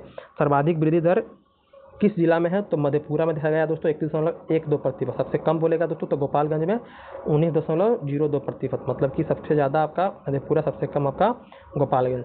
साक्षरता हमारे बिहार में कितना है दोस्तों, तो 61.8% बता दी, सबसे कम हमारे पूरे भारत में सबसे कम बिहार का ही है। उसमें पुरुषों का कितना है, तो 61.2%, महिला दोस्तों 51.5%। पुरुषों में सबसे कम है, महिलाओं में भी सबसे कम हमारे बिहार का ही है। सर्वाधिक साक्षरता वाला जिला कौन है हमारे बिहार में, तो रोहतास है दोस्तों, जहाँ पर 73% जनसंख्या क्या है दोस्तों शिक्षित है। न्यूनतम बोलेगा तो आपका पूर्णिया, जहाँ 51% शिक्षित है। पुरुषों की बात करेंगे तो रोहतास से आ जाएगा। न्यूनतम पुरुषों में बात करेंगे साक्षरता तो सहरसा आ जाएगा दोस्तों, पूर्णिया नहीं आएगा। सर्वाधिक महिला के बारे में बात करेंगे तो रोहतास आ जाएगा, लेकिन आपका हाँ महिला में बात करेंगे, न्यूनतम महिला में बात करेंगे तो सहरसा दोस्तों आ जाएगा, ये ध्यान दीजिएगा। न्यूनतम ग्रामीण महिला साक्षरता दोस्तों कहाँ, सहरसा में देखा गया है, क्योंकि सबसे ज़्यादा न्यूनतम साक्षरता आपका सहरसा में पुरुषों और महिलाओं का। साक्षरता दर में वृद्धि की बात करें तो कितना वृद्धि हुआ है हमारे बिहार में, 17.9% की वृद्धि हुई है, ये ध्यान देने वाली बात है आपके लिए। ग्रामीण साक्षरता उसमें कितना है, तो 49.78%। शहरों का कितना है दोस्तों, तो 76.86% क्या है बिहार की शहरी साक्षरता दर है दोस्तों। वहीं बात करते हैं ग्रामीण साक्षरता दर में। ग्रामीण साक्षरता दर में दोस्तों सबसे ज़्यादा कौन सा आएगा, तो रोहतास ही आएगा। न्यूनतम ग्रामीण साक्षरता दर में क्या होता है, पूर्णिया आ जाता है। सर्वाधिक शहरी में आपका कैमूर आ जाएगा, और न्यूनतम शहरी में दोस्तों क्या होगा, शिवहर आ जाएगा। सबसे साक्षर जिला कौन है, रोहतास ही है। न्यूनतम साक्षर जिला कौन है, पूर्णिया। जो हम लोग देख चुके हैं वही सब बातें फिर से बताई गई है प्रतिशत के हिसाब से, तो ये याद रखिएगा। अनुसूचित जाति के प्रतिशत हमारे बिहार में कितना है, तो 15.72%, लगभग 16% हमारे बिहार में। अनुसूचित जाति जनजाति की जनसंख्या दोस्तों हमारे बिहार में 1.3% है। बिहार में जो प्रजनन दर दोस्तों क्या है, 3 है, ये ध्यान दीजिएगा। जन्म दर के बारे में बात करेंगे तो जन्म दर दोस्तों हमारे बिहार में कितना है, तो 26.2 प्रति 1000 जनसंख्या पर दोस्तों है। शिशु मृत्यु दर के बारे में बात करेंगे तो 27,000 प्रति 1000 जीवित जन्म पर दोस्तों निकाला जाता है। बाल मृत्यु दर के बारे में बात करें 2020 का जो आंकड़ा हमारे पास है, ये 6.9 प्रति 1000 जीवित जन्म पर दोस्तों ये निकाला जाता है। आगे हम लोग बात करते हैं जन्मकालीन, ये दोस्तों ये सब आंकड़े आपको याद नहीं करने हैं। ये जीवन का संभवता है कि कितना, मतलब कि जीवन अभिलाषा है हमारे, कितना मतलब आदमी जी सकता है, वो बता रहा है आपको। बिहार में शहरीकरण की दर दोस्तों 17.1% है। सबसे ज़्यादा शहरीकरण पटना है, जो बिहार का राजधानी है दोस्तों। सबसे कम शहरीकरण आपको समस्तीपुर में देखने के लिए मिलेगा, इसको भी ध्यान देने वाली बात है। अब थोड़ा सा बिहार में विविध देख लेते हैं, कौन कौन से अभ्यारण्य है, वो सब चीज़ के बारे में जो आपसे एग्जाम में पूछता है। तो बिहार में वन्य जीव अभ्यारण्य दोस्तों क्या, गौतम बुद्ध अभ्यारण्य गया, याद रखिएगा, क्योंकि गौतम बुद्ध का संबंध गया से ही था। संजय जैविक उद्यान के बारे में, संजय गांधी जैविक उद्यान पटना देखे हैं। विक्रमशिला डॉल्फिन अभ्यारण्य दोस्तों भागलपुर में आपका। भीमबांध मुंगेर में है आपका। कांवड़ जिला आपका बेगूसराय में है। उदयपुर दोस्तों याद रखिएगा, ये राजस्थान का जिला है, लेकिन हमारे बिहार में वन्य जीव अभयारण्य जो पश्चिमी चंपारण में है। पंत वन्य प्राणी अभयारण्य दोस्तों आपका ये नालंदा में पड़ता है। कुछ असर दरभंगा में दोस्तों आपका। गोगाबिल आपका कटिहार में है। बड़ेला सलीम अली चिश्ती ये वैशाली में है। ये कुछ हमारे बिहार में वन्य जीव अभयारण्य है दोस्तों, याद रखिएगा। अब बिहार का एकमात्र राष्ट्रीय उद्यान दोस्तों क्या होना है आपका, तो वाल्मीकि राष्ट्रीय उद्यान दोस्तों है, जिसकी स्थापना 1978 में हुई थी। ये पश्चिमी चंपारण दोस्तों गंडक नदी के किनारे है, गंडक नदी के किनारे है, ये आपको ध्यान देना है। सोमेश्वर पहाड़ी श्रेणी 1990 में राष्ट्रीय उद्यान का दर्जा दिया गया था, राष्ट्रीय। और ये दोस्तों सोमेश्वर पहाड़ी की श्रेणी में पड़ता है आपका ये वाल्मीकि राष्ट्रीय उद्यान। और 1990 में दोस्तों क्या होता है, इसको दर्जा दिया गया था राष्ट्रीय उद्यान का, जो अभी तक एकमात्र है। कैमूर की बात चल रही है, कैमूर राष्ट्रीय उद्यान, मतलब कैमूर को भी राष्ट्रीय उद्यान देने का दर्जा चल रहा है, लेकिन अभी तक मिला नहीं है दोस्तों। आगे है बिहार में कुछ जलप्रपात का नाम सुने होंगे। ककोला जो बहुत फेमस है दोस्तों, जो नवादा जिला में आपका है। तेलहड़ दोस्तों आपका कैमूर में है। करकट आपका कैमूर में है। दुर्गावती जलप्रपात रोहतास में दोस्तों। कर्मनाशा आपका बक्सर में है। धुआं कुंड रोहतास में ही, मतलब सासाराम में पड़ता है, रोहतास जिला में। मझर कुंड आपका सासाराम, वही रोहतास जिला में आपका। तितुलिया भवानी जलप्रपात रोहतास में ही है आपका। जीआर कुंड या भोजपुर जिला में। तो ये कुछ आपके बिहार के प्रमुख जलप्रपात है, थोड़ा सा ध्यान पर देखिएगा दोस्तों। कुछ प्रमुख पशु पक्षी बिहार के बारे में बात करते हैं। नागी नकटी पक्षी बिहार दोस्तों जमुई में है, जिसको क्या मिला है दोस्तों, रामसर साइट का दर्जा मिला 2025 में ही। वाल्मीकि पशु बिहार दोस्तों आपका पश्चिमी चंपारण। गुकाबिल पक्षी बिहार कटिहार। हरिया बाड़ा दोस्तों आपका हिरन पार्क दोस्तों अररिया में है। कांवड़ जिला आपका बेगूसराय में है। कुछ आपका दरभंगा में। सरैया मान पक्षी बिहार बेतिया में दोस्तों आपका। बेतिया भी पश्चिमी चंपारण पूर्वी चंपारण है, वहीं पर उसका मुख्यालय है आपका। सुइया पक्षी विहार दोस्तों भोजपुर में है। उद्यावा झील पक्षी विहार और साहेबगंज में दोस्तों आपको देखने के लिए मिलेगा। अब बिहार के कुछ प्रमुख झील है, जिसमें अनुपम झील आता है कैमूर में आपका। कांवड़ झील से आप परिचित होंगे, जो बेगूसराय में दोस्तों मीठे पानी की झील आपका। तेलहड़ झील आपका कैमूर में दोस्तों। कुशेश्वर झील आपका दरभंगा में। गोगाबिल ये कटिहार में है। बरेला झील दोस्तों वैशाली में। सिमरी बख्तियारपुर झील दोस्तों आपका सहरसा में है। और आपका घोड़ा कटोरा झील आपका राजगीर नालंदा में। अनुपम झील हम बात कर लिए कैमूर में। जगतपुर झील भागलपुर में। मोती झील दोस्तों मोतिहारी में। और सरैया मान झील दोस्तों आपका मोतिहारी में ही है। वहीं बात करते हैं बिहार का पहला जो आपका रामसर स्थल था दोस्तों, कौन था आपका, कांवड़ झील बेगूसराय वाला। 2020 में दोस्तों उसको मिला था, सॉरी 2020 में नहीं, ये कांवड़ झील है, याद ध्यान दीजिएगा। ये बेगूसराय के बारे में बता रहा है ये दोस्तों, इसको झील का दर्जा के बारे में कि 2020 में इसको दर्जा मिला था आपको झील का। वहीं बात करते हैं हम लोग कि हमारे बिहार में 3 रामसर साइट हैं, जो आपके कांवड़ झील जो बता दिए पहला था। नागी नकटी को 2025 में दोस्तों जमुई में है, इसको मिला है, ये भी ध्यान दीजिएगा। कुछ लोक नृत्य हमारे बिहार के, जैसे डोमकच हो गया, विदेशिया हो गया, जट जटिन के बारे में सुने होंगे, कीर्तनिया हो गया, सामा चकेवा हो गया, ये सब कुछ क्या लोक नृत्य है। चित्रकला के बारे में बात करें तो मधुबनी पेंटिंग के बारे में परिचित होंगे आप। मिथिला क्षेत्र में मंजूषा हो गया, जादोपिया हो गया, थांग का चित्रकला, साझी कला दोस्तों, ये सब क्या हमारे बिहार का चित्रकला दोस्तों। बरौनी रिफाइनरी दोस्तों हमारे बिहार में ही स्थापित हुआ है, जो आपका बेगूसराय में है। 1964 में स्थापित हुआ था सोवियत संघ के सहायता से, सोवियत रूस जिसको बोलते हैं। बिहार का सबसे पुराना गिरजाघर दोस्तों पादरी हवेली है, जिसका निर्माण 1713 में हुआ है। पटना कॉलेज की स्थापना के बारे में बात करेंगे तो 1863 में दोस्तों बिहार का पहला कॉलेज है पटना कॉलेज, याद रखिएगा। बीएन कॉलेज की बात करेंगे तो 1889 में जब पंडित नेहरू का जन्म। आगे है आपका पटना मेडिकल कॉलेज बोलेगा। पटना यूनिवर्सिटी के बारे में देख लीजिए, 1917 में स्थापित हुआ था, मतलब अपना हाई कोर्ट स्थापित हुआ था पटना, उसके 1 साल बाद दोस्तों आपका पटना यूनिवर्सिटी की स्थापना हुआ था। पटना मेडिकल कॉलेज के बारे में बात करें तो 1925 में इसकी स्थापना हुई थी। पटना साइंस कॉलेज के बारे में दोस्तों तो 1927 में इसकी स्थापना हुई है। पटना वीमेंस कॉलेज की स्थापना तो 1940 में। ये सब इसलिए बता रहे हैं क्योंकि इससे प्रश्न दोस्तों बना है, इसलिए बता रहे हैं आपको। पटना जिला स्कूल जो पटना स्कूल बोलते हैं, 1835 में इसकी स्थापना हुई थी।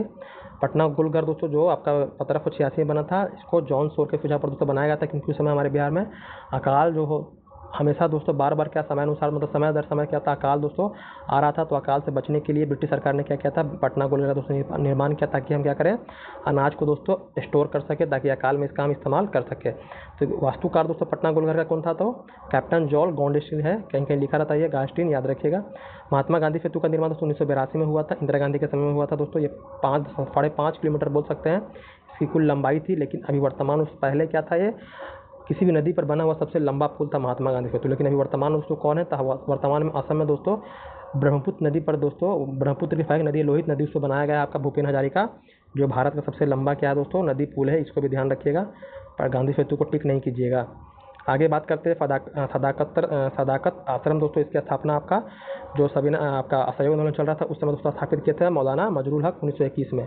बिहार विद्यापीठ दोस्तों की स्थापना गांधी जी क्या किए थे, इसका उद्घाटन किए थे 1921 में 6 फरवरी को दोस्तों, क्योंकि जब असहयोग आंदोलन चल रहा था दोस्तों तो उसमें कहा गया था कि विदेशी वस्तुओं का, स्कूल कॉलेज का, नौकरियों का दोस्तों क्या करना है, त्याग करना है दोस्तों, क्या था उसका कार्यक्रम था। तो उसमें दोस्तों क्या आप छोड़ेंगे तो क्या करेंगे, तो हम अपना स्वदेशी चीज़ को अपनाएंगे। तो स्वदेशी में क्या किया था, बिहार विद्यापीठ की स्थापना की गई थी, जिसका उद्घाटन गांधी जी ने किया था दोस्तों। बिहार राज्य में मौजूद यूनेस्को धरोहर स्थल है दोस्तों, जिसमें आपका महाबोधि मंदिर जिसको 2002 में दर्जा मिला था, नालंदा विश्वविद्यालय जिसको 2016 में दोस्तों यूनेस्को में शामिल किया गया था। नालंदा विश्वविद्यालय परिसर का उद्घाटन पिछले साल हुआ था। इसके उद्घाटन करने के लिए आए थे हमारे भारत के माननीय प्रधानमंत्री श्री नरेंद्र मोदी जी आए थे। बिहार में गौरव सम्मान की शुरुआत 2009 में दोस्तों हुआ था। बिहार का पहला हिंदी समाचार पत्र बिहार बंधु है दोस्तों, जो 1874 में प्रकाशित हुआ था। बिहार का प्रकाशित प्रथम अंग्रेजी है अखबार the Herald, the Bihar Herald दोस्तों, जो 1 साल बाद 1875 में प्रकाशित हुआ था। द हेराल्ड बिहार का प्रकाशन दोस्तों गुरु प्रसाद सेन ने 1875 में किया था। बिहार फर्स्ट लाइट समाचार पत्र के संपादक मुरली मोहन प्रसाद थे, याद रखिएगा। हिंदी में बिहार बंधु और इंग्लिश में बोलेगा तो बिहार हेराल्ड दोस्तों। उदवंत प्रकाश पुस्तक के लेखक दोस्तों मौलिक कवि थे। कौन थे? मौलिक कवि। वहीं अभिनेता अशोक कुमार का असली नाम क्या है? तो कुमुद लाल गांगुली दोस्तों, ये याद रखिएगा। इनको दादा फाल्के पुरस्कार 1988 में मिला था फिल्म जगत में, याद रखिएगा। सिल्क सिटी हमारे अपने बिहार किसको कहते हैं? तो भागलपुर में सबसे ज़्यादा सिल्क का उत्पादन होता है। पटना लॉन गांधी मैदान का दोस्तों रूप में नामकरण कब हुआ था? 1948 में इसका नामकरण हुआ था। मतलब पहले उसको पटना लॉन के नाम से जानते थे, फिर बाद में उसको गांधी मैदान के नाम से उसको जाना गया। बिहार का 5 पहाड़ियों से घिरा शहर कौन है? राजगीर। राजगीर जो है पहले जो आपका मगध की जो राजधानी रही थी, ये दोस्तों क्या था? प्राकृतिक रूप से दोस्तों पहाड़ियों से घिरा हुआ था। रत्नागिरी पहाड़ी, विपुलागिरी, व्यवहारगिरी, सोनगिरी, उदयगिरी पहाड़ी। अगर आपको पहाड़ घूमना चाहिए राजगीर, वहाँ पर दोस्तों बहुत ही दर्शनीय स्थल देखने के लिए मिलेगा। बिहार में प्रथम समेकित चेक पोस्ट स्थापित हुआ था 2018 में। रोहतास जिले में स्थित कैमूर पठार प्रसिद्ध है चूना पत्थर के लिए। अगर आपको बिहार में खनिज पदार्थ आपको देखना है, दक्षिण बिहार में दोस्तों आपको देखने के लिए मिलेगा, याद रखिएगा। भारत में वैगन एवं इंजीनियरिंग केंद्र की स्थापना मोकामा में हुआ था दोस्तों 1978 में। बिहार का पहला आर्थिक सर्वे प्रस्तुत किया गया था 2006-7 में दोस्तों। उसमें तत्कालिक उप मुख्यमंत्री हमारे बिहार के सुशील कुमार मोदी थे। बिहार का पहला हरित बजट दोस्तों 2020-21 में दोस्तों बजट पेश हुआ था। यह भी आपका प्रश्न बन चुका है, याद रखिएगा। हरित बजट कब पेश हुआ था? 20-21 में। विश्व शांति स्तूप दोस्तों राजगीर में है। इसका निर्माण 1969 में हुआ था दोस्तों जापान के सहयोग से। बिहार में 7 निश्चय योजना की शुरुआत वर्ष 2015 में दोस्तों हुआ था। बिहार औद्योगिक क्षेत्र विकास प्राधिकरण दोस्तों की स्थापना 1974 में। 4 क्षेत्रीय कार्यालय इसका बना है दोस्तों, पटना में, भागलपुर, मुजफ्फरपुर और दरभंगा में उसका कार्यालय है। वहीं बिहार लोक प्रशासन एवं ग्रामीण विकास संस्थान की स्थापना 2006 में हुई थी। बाल मजदूर आयोग की स्थापना दोस्तों 1999 में हुआ था।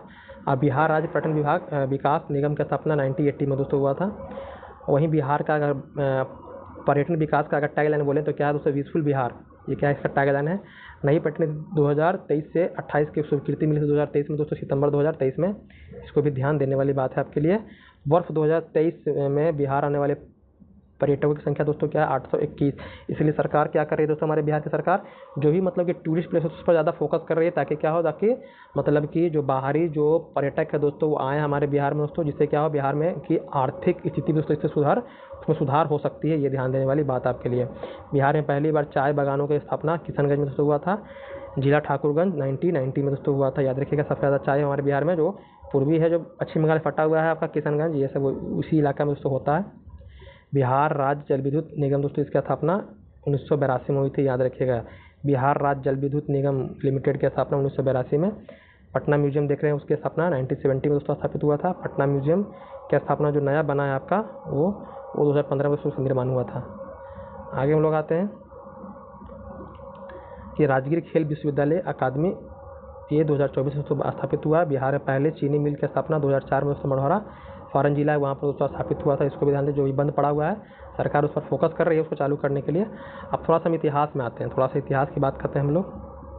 अपने बिहार के इतिहास में कौन कौन क्या क्या हमको देखना है, देखिए यहाँ पर। और बहुत धुंधला लेकिन समझ जाइएगा क्या क्या है। जैसे बिहार में पूरा पाषाणिक स्थल मतलब हम अगर मनुष्य के इतिहास को जब पढ़ना चाहते हैं, मानव के इतिहास को, तो वहाँ पर क्या था? पाषाण काल से शुरू होता था। पाषाण काल को हम लोग 3 भाग में बांटते हैं, पूरा पाषाण काल, मध्य पाषाण काल और नवपाषाण काल। तो वही बिहार के कुछ पूरा पाषाणिक स्थल है जो मुंगेर और नालंदा में दोस्तों अवशेष मिले हैं।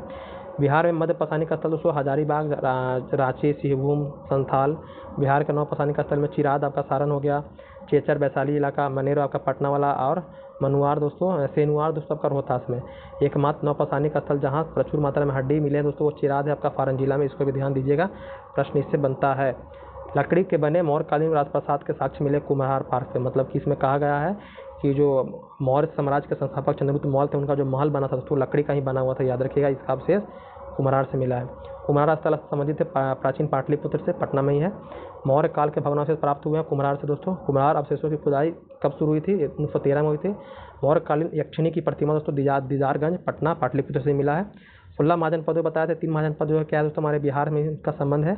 कौन कौन है आपके? आगे आइए, 16 महाजनपद के बारे में बता दिए थे हम। 16 महाजनपद में 3 ऐसे महाजनपद है जिसका संबंध हमारे बिहार से ही है, जैसे आपका वज्जी, लिच्छवी। राजधानी इसका वैशाली है दोस्तों, मुजफ्फरपुर क्षेत्र में मिलता है आपको। मगध, पटना, गया के बारे में बता दिए। इसकी राजधानी आपका कहाँ था? पाटलिपुत्र था। औरंग, भागलपुर, मुंगेर वाला क्षेत्र दोस्तों, इसकी राजधानी चंपा थी, ये भी ध्यान दीजिएगा। वज्जी महाजनपद की राजधानी आपका वैशाली बता दिए थे हम आपको। वज्जी 8 मतलब संघों से मिलकर बना हुआ था। इसमें विदेह, ज्ञात्रिक, लिच्छवी, उग्र, भोग, कुरु, इसको हस्तिनापुर कहते थे, इक्ष्वाकु और वज्जी दोस्तों। विदेह राज्य का उल्लेख दोस्तों मिलता है यजुर्वेद में, ये ध्यान दीजिएगा। आगे है जैन धर्म के वास्तविक संस्थापक महावीर स्वामी का जन्म तुम्हारे बिहार में ही हुआ था। वज्जी संघ के युवा ज्ञात्रिक गणराज के दोस्तों कुंडग्राम वैशाली में 540 ईस्वी पूर्व में इनका जन्म हुआ था। वैशाली महावीर की जो माता त्रिशला थी वो लिच्छवी गणराज चेटक के दोस्तों बहन थी। इतिहास में ज्ञात प्रथम गणतंत्र दोस्तों लिच्छवी को ही माना जाता है, ये ध्यान देने वाली बात है। मतलब यहाँ जो राजा का जो चुनाव होता दोस्तों, ये आपका गणतांत्रिक रूप से होता था, मतलब यहाँ पर राजा के बड़ा राजा नहीं बनते थे, ये भी ध्यान देने वाली बात है। लिच्छवी गणराज की राजधानी कहाँ थी? वैशाली थी। गुप्त काल की मोहरें प्राप्त हुई वैशाली से ही दोस्तों। चित्रित भित्तियाँ मिली है आपको रजौन और नालंदा से दोस्तों। वैशाली गणराज की प्रसिद्ध नर्तकी अम्रपाली का नाम याद रखिएगा। वैशाली का नगर वधु के रूप में जानी जाने वाली अम्रपाली को जानते थे हम लोग। अम्रपाली का संबंध जो बिंबिसार थे हर्यक वंश दोस्तों, उनसे था। बिंबिसार अजातशत्रु के समकालीन थे वो। आगे है बिंबिसार और अजातशत्रु के समकालीन थे महात्मा बुद्ध दोस्तों। अंग महाजनपद की राजधानी आपका चंपा था, जिसे प्राचीन नाम मालिनी थी। अंग महाजनपद का अंतिम शासक ब्रह्मदत्ता दोस्तों। इसको क्या करता है, हर्यक वंश अपने में मिला लेता है, मतलब मगध में दोस्तों मिला लेता है, ये ध्यान दीजिएगा। आगे 16 महाजनपद में सबसे शक्तिशाली महाजनपद कौन था दोस्तों? मगध, ये ध्यान दीजिएगा। प्राचीन काल में गंगा के दक्षिणी क्षेत्र को क्या कहा जाता था? तो मगध कहा जाता था दोस्तों। मगध के प्राचीनतम राजधानी क्या थी? राजगिरी। बाद में उसका पाटलिपुत्र, जब उदयन स्थापित करता है तो पाटलिपुत्र क्या करता है? राजधानी अपना बनाता है। उदयन ही स्थापित करता है, उसको राजधानी अपना बनाता है दोस्तों। आगे हम लोग आते हैं। आगे हमारा क्या है तो पाटलिपुत्र राजधानी को पाटलिपुत्र वैशाली को स्थानांतरित किसने किया था? तो शिशुनाग ने किया था दोस्तों। मतलब पहले पाटलिपुत्र से भी कहाँ ले गया था? वैशाली ले गया था दोस्तों। बाद में इसका जो आता है पुत्र कालाशोक को क्या करता है? फिर से पाटलिपुत्र ले आता है। तो राजगीर जो बता दिए 5 पहाड़ियों से घिरा हुआ था। पाटलिपुत्र का संस्थापक उदयन था दोस्तों, हर्यक वंश का साझा।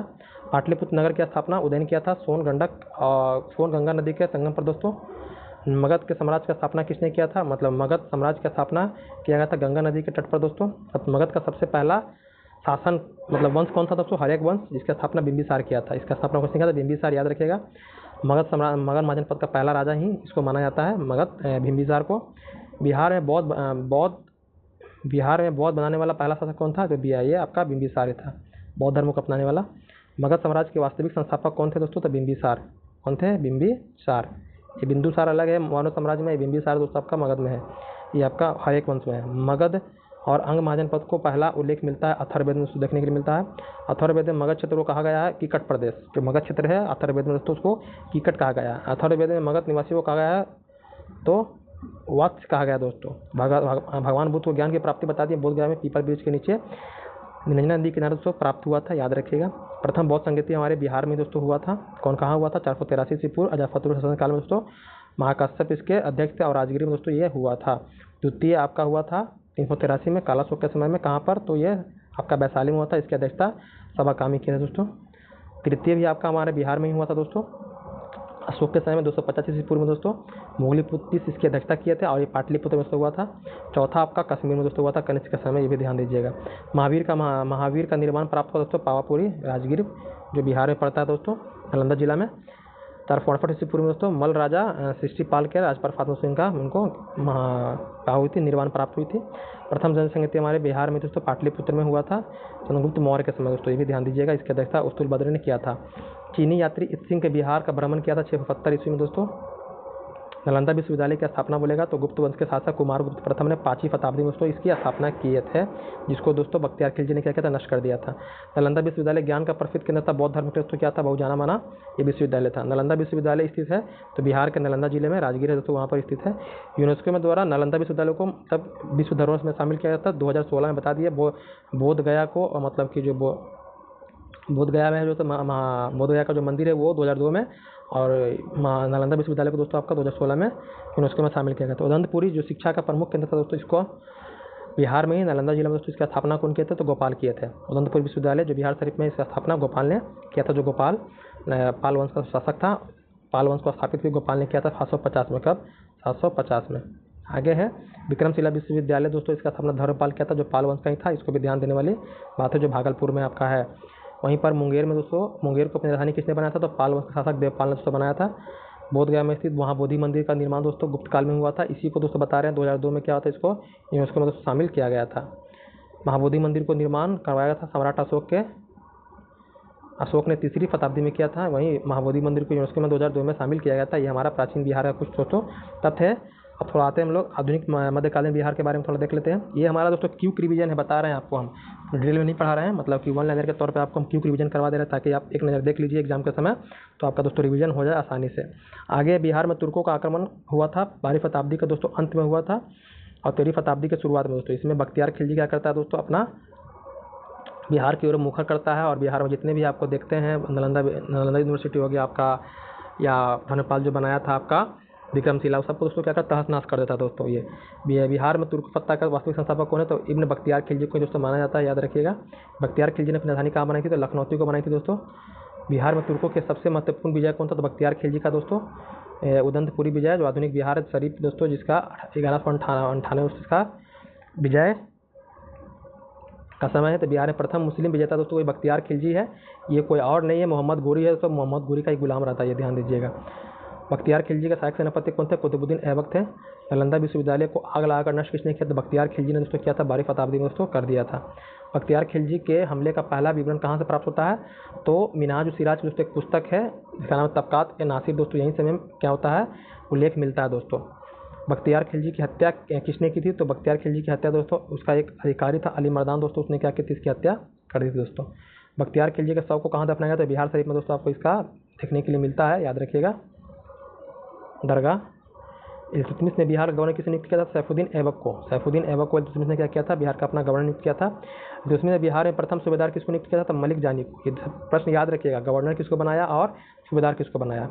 तुगलक काल में बिहार की राजधानी कहाँ थी? बिहार शरीफ। तुगलक कर्नाट वंश का मिथिला, जो मिथिला क्षेत्र तिरु क्षेत्र में स्थापना किसने किया था? नान्यदेव ने 1097 में किया था, ये भी ध्यान दीजिएगा। कर्नाट वंश की राजधानी कहाँ थी? सिमराव, जो वर्तमान में नेपाल में दोस्तों आपको पड़ता है। ये मैथिली भाषा का विकास दोस्तों हुआ था कर्नाट राजवंश के दौरान ही, जब ये नान्यदेव स्थापित किए थे। मिथिला का स्वर्णयुग कहलाता है कर्नाट वंश के शासक काल में दोस्तों, मिथिला को स्वर्णयुग कहलाता है। राजनीतिक रत्नाकर के लेखक कौन है? तो ये दोस्तों एक पुस्तक है जिसके चंदेश्वर तो क्या है, इसके रचनाकार है, जिसमें कर्नाट शासक का विवरण दोस्तों हमको देखने के लिए मिलता है। कर्नाट वंश का अंतिम शासक बोलेगा दोस्तों तो हरिसिंह देव। कौन थे? हरिसिंह देव दोस्तों, याद रखिएगा, पहले नान्यदेव और अंतिम हरिसिंह। आगे है कि बिहार में नुहानी वंश के संस्थापक मोहम्मद शाह नुहानी दोस्तों।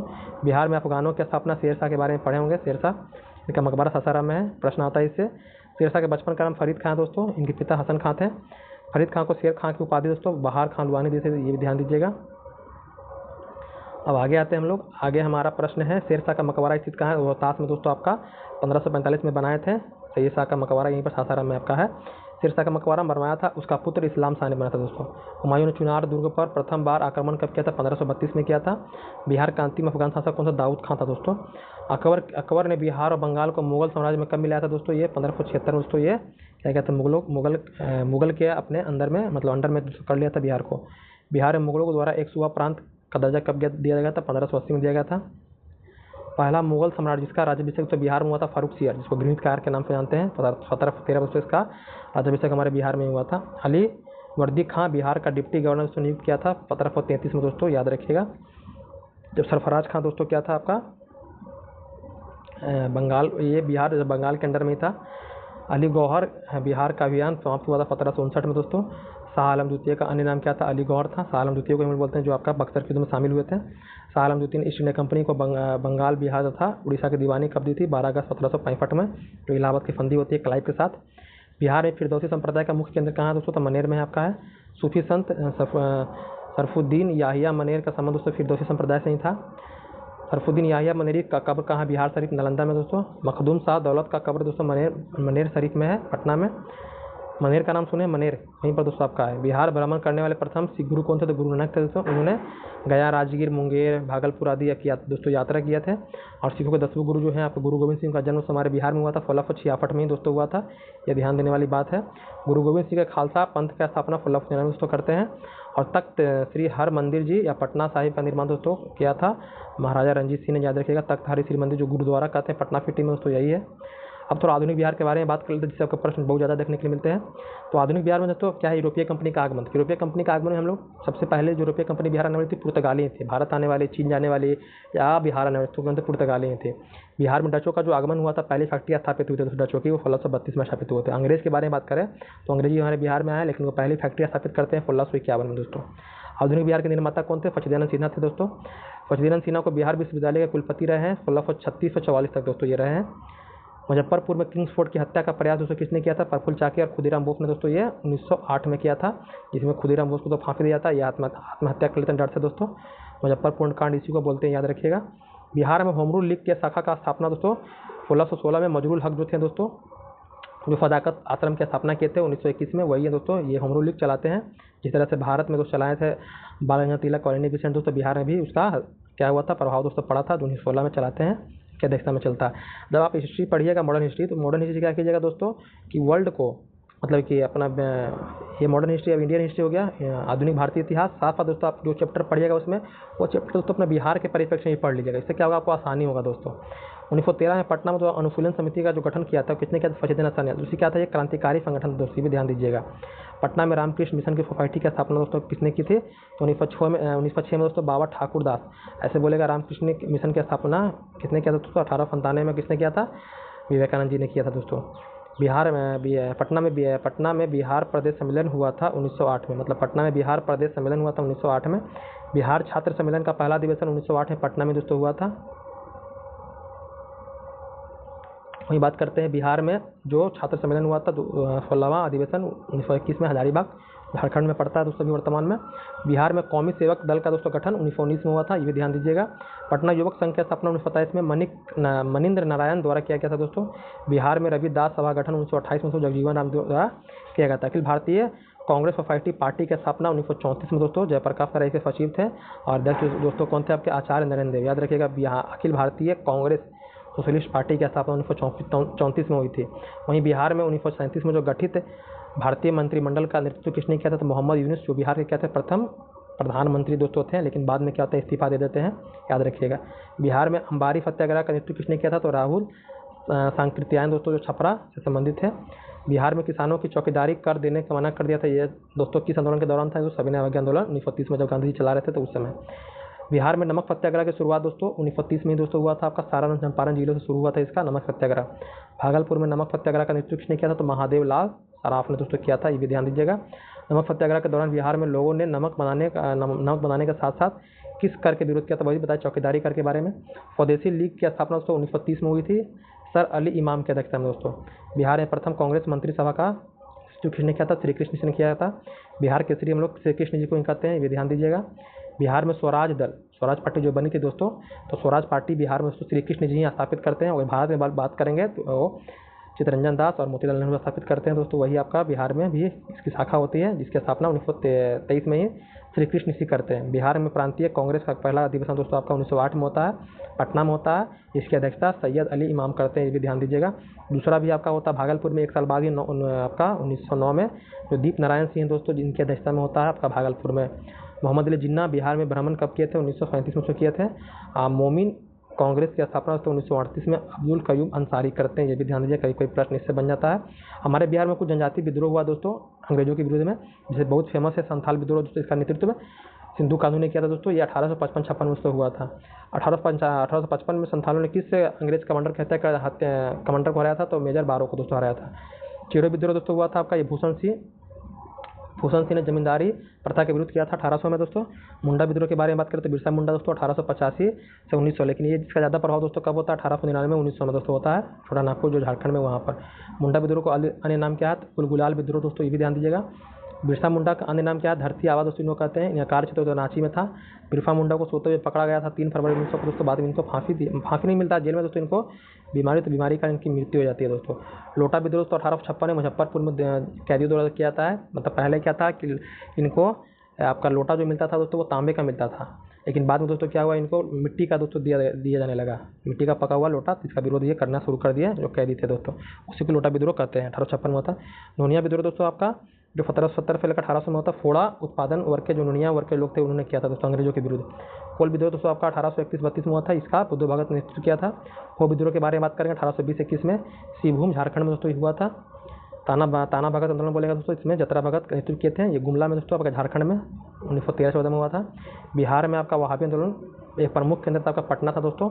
1826 में ये मुख्य केंद्र बना हुआ था। पटना में वहाबी आंदोलन का नेतृत्व किसने किया था? सैयद अहमद बरेलवी ने किया था। इसको भी ध्यान रखना है।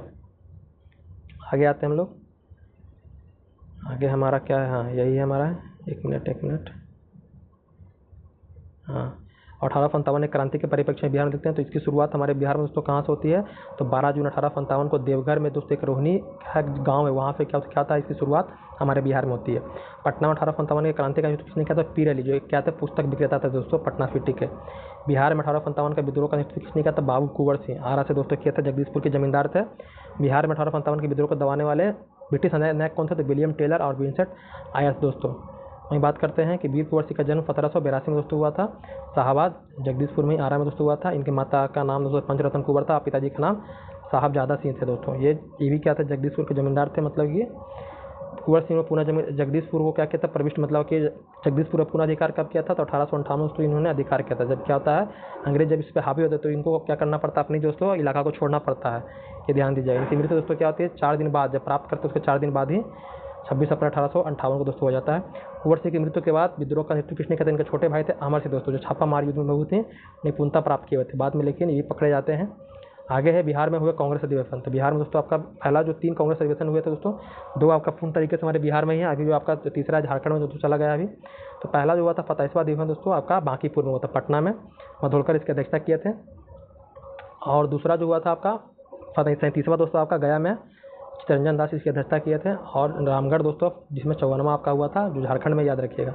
तो बिहार का पहला कांग्रेस अधिवेशन दोस्तों हुआ था आपका बांकीपुर पटना में 1912 में दोस्तों हुआ था। इसकी अध्यक्षता राय बहादुर RN मधुलकर ने किया था दोस्तों।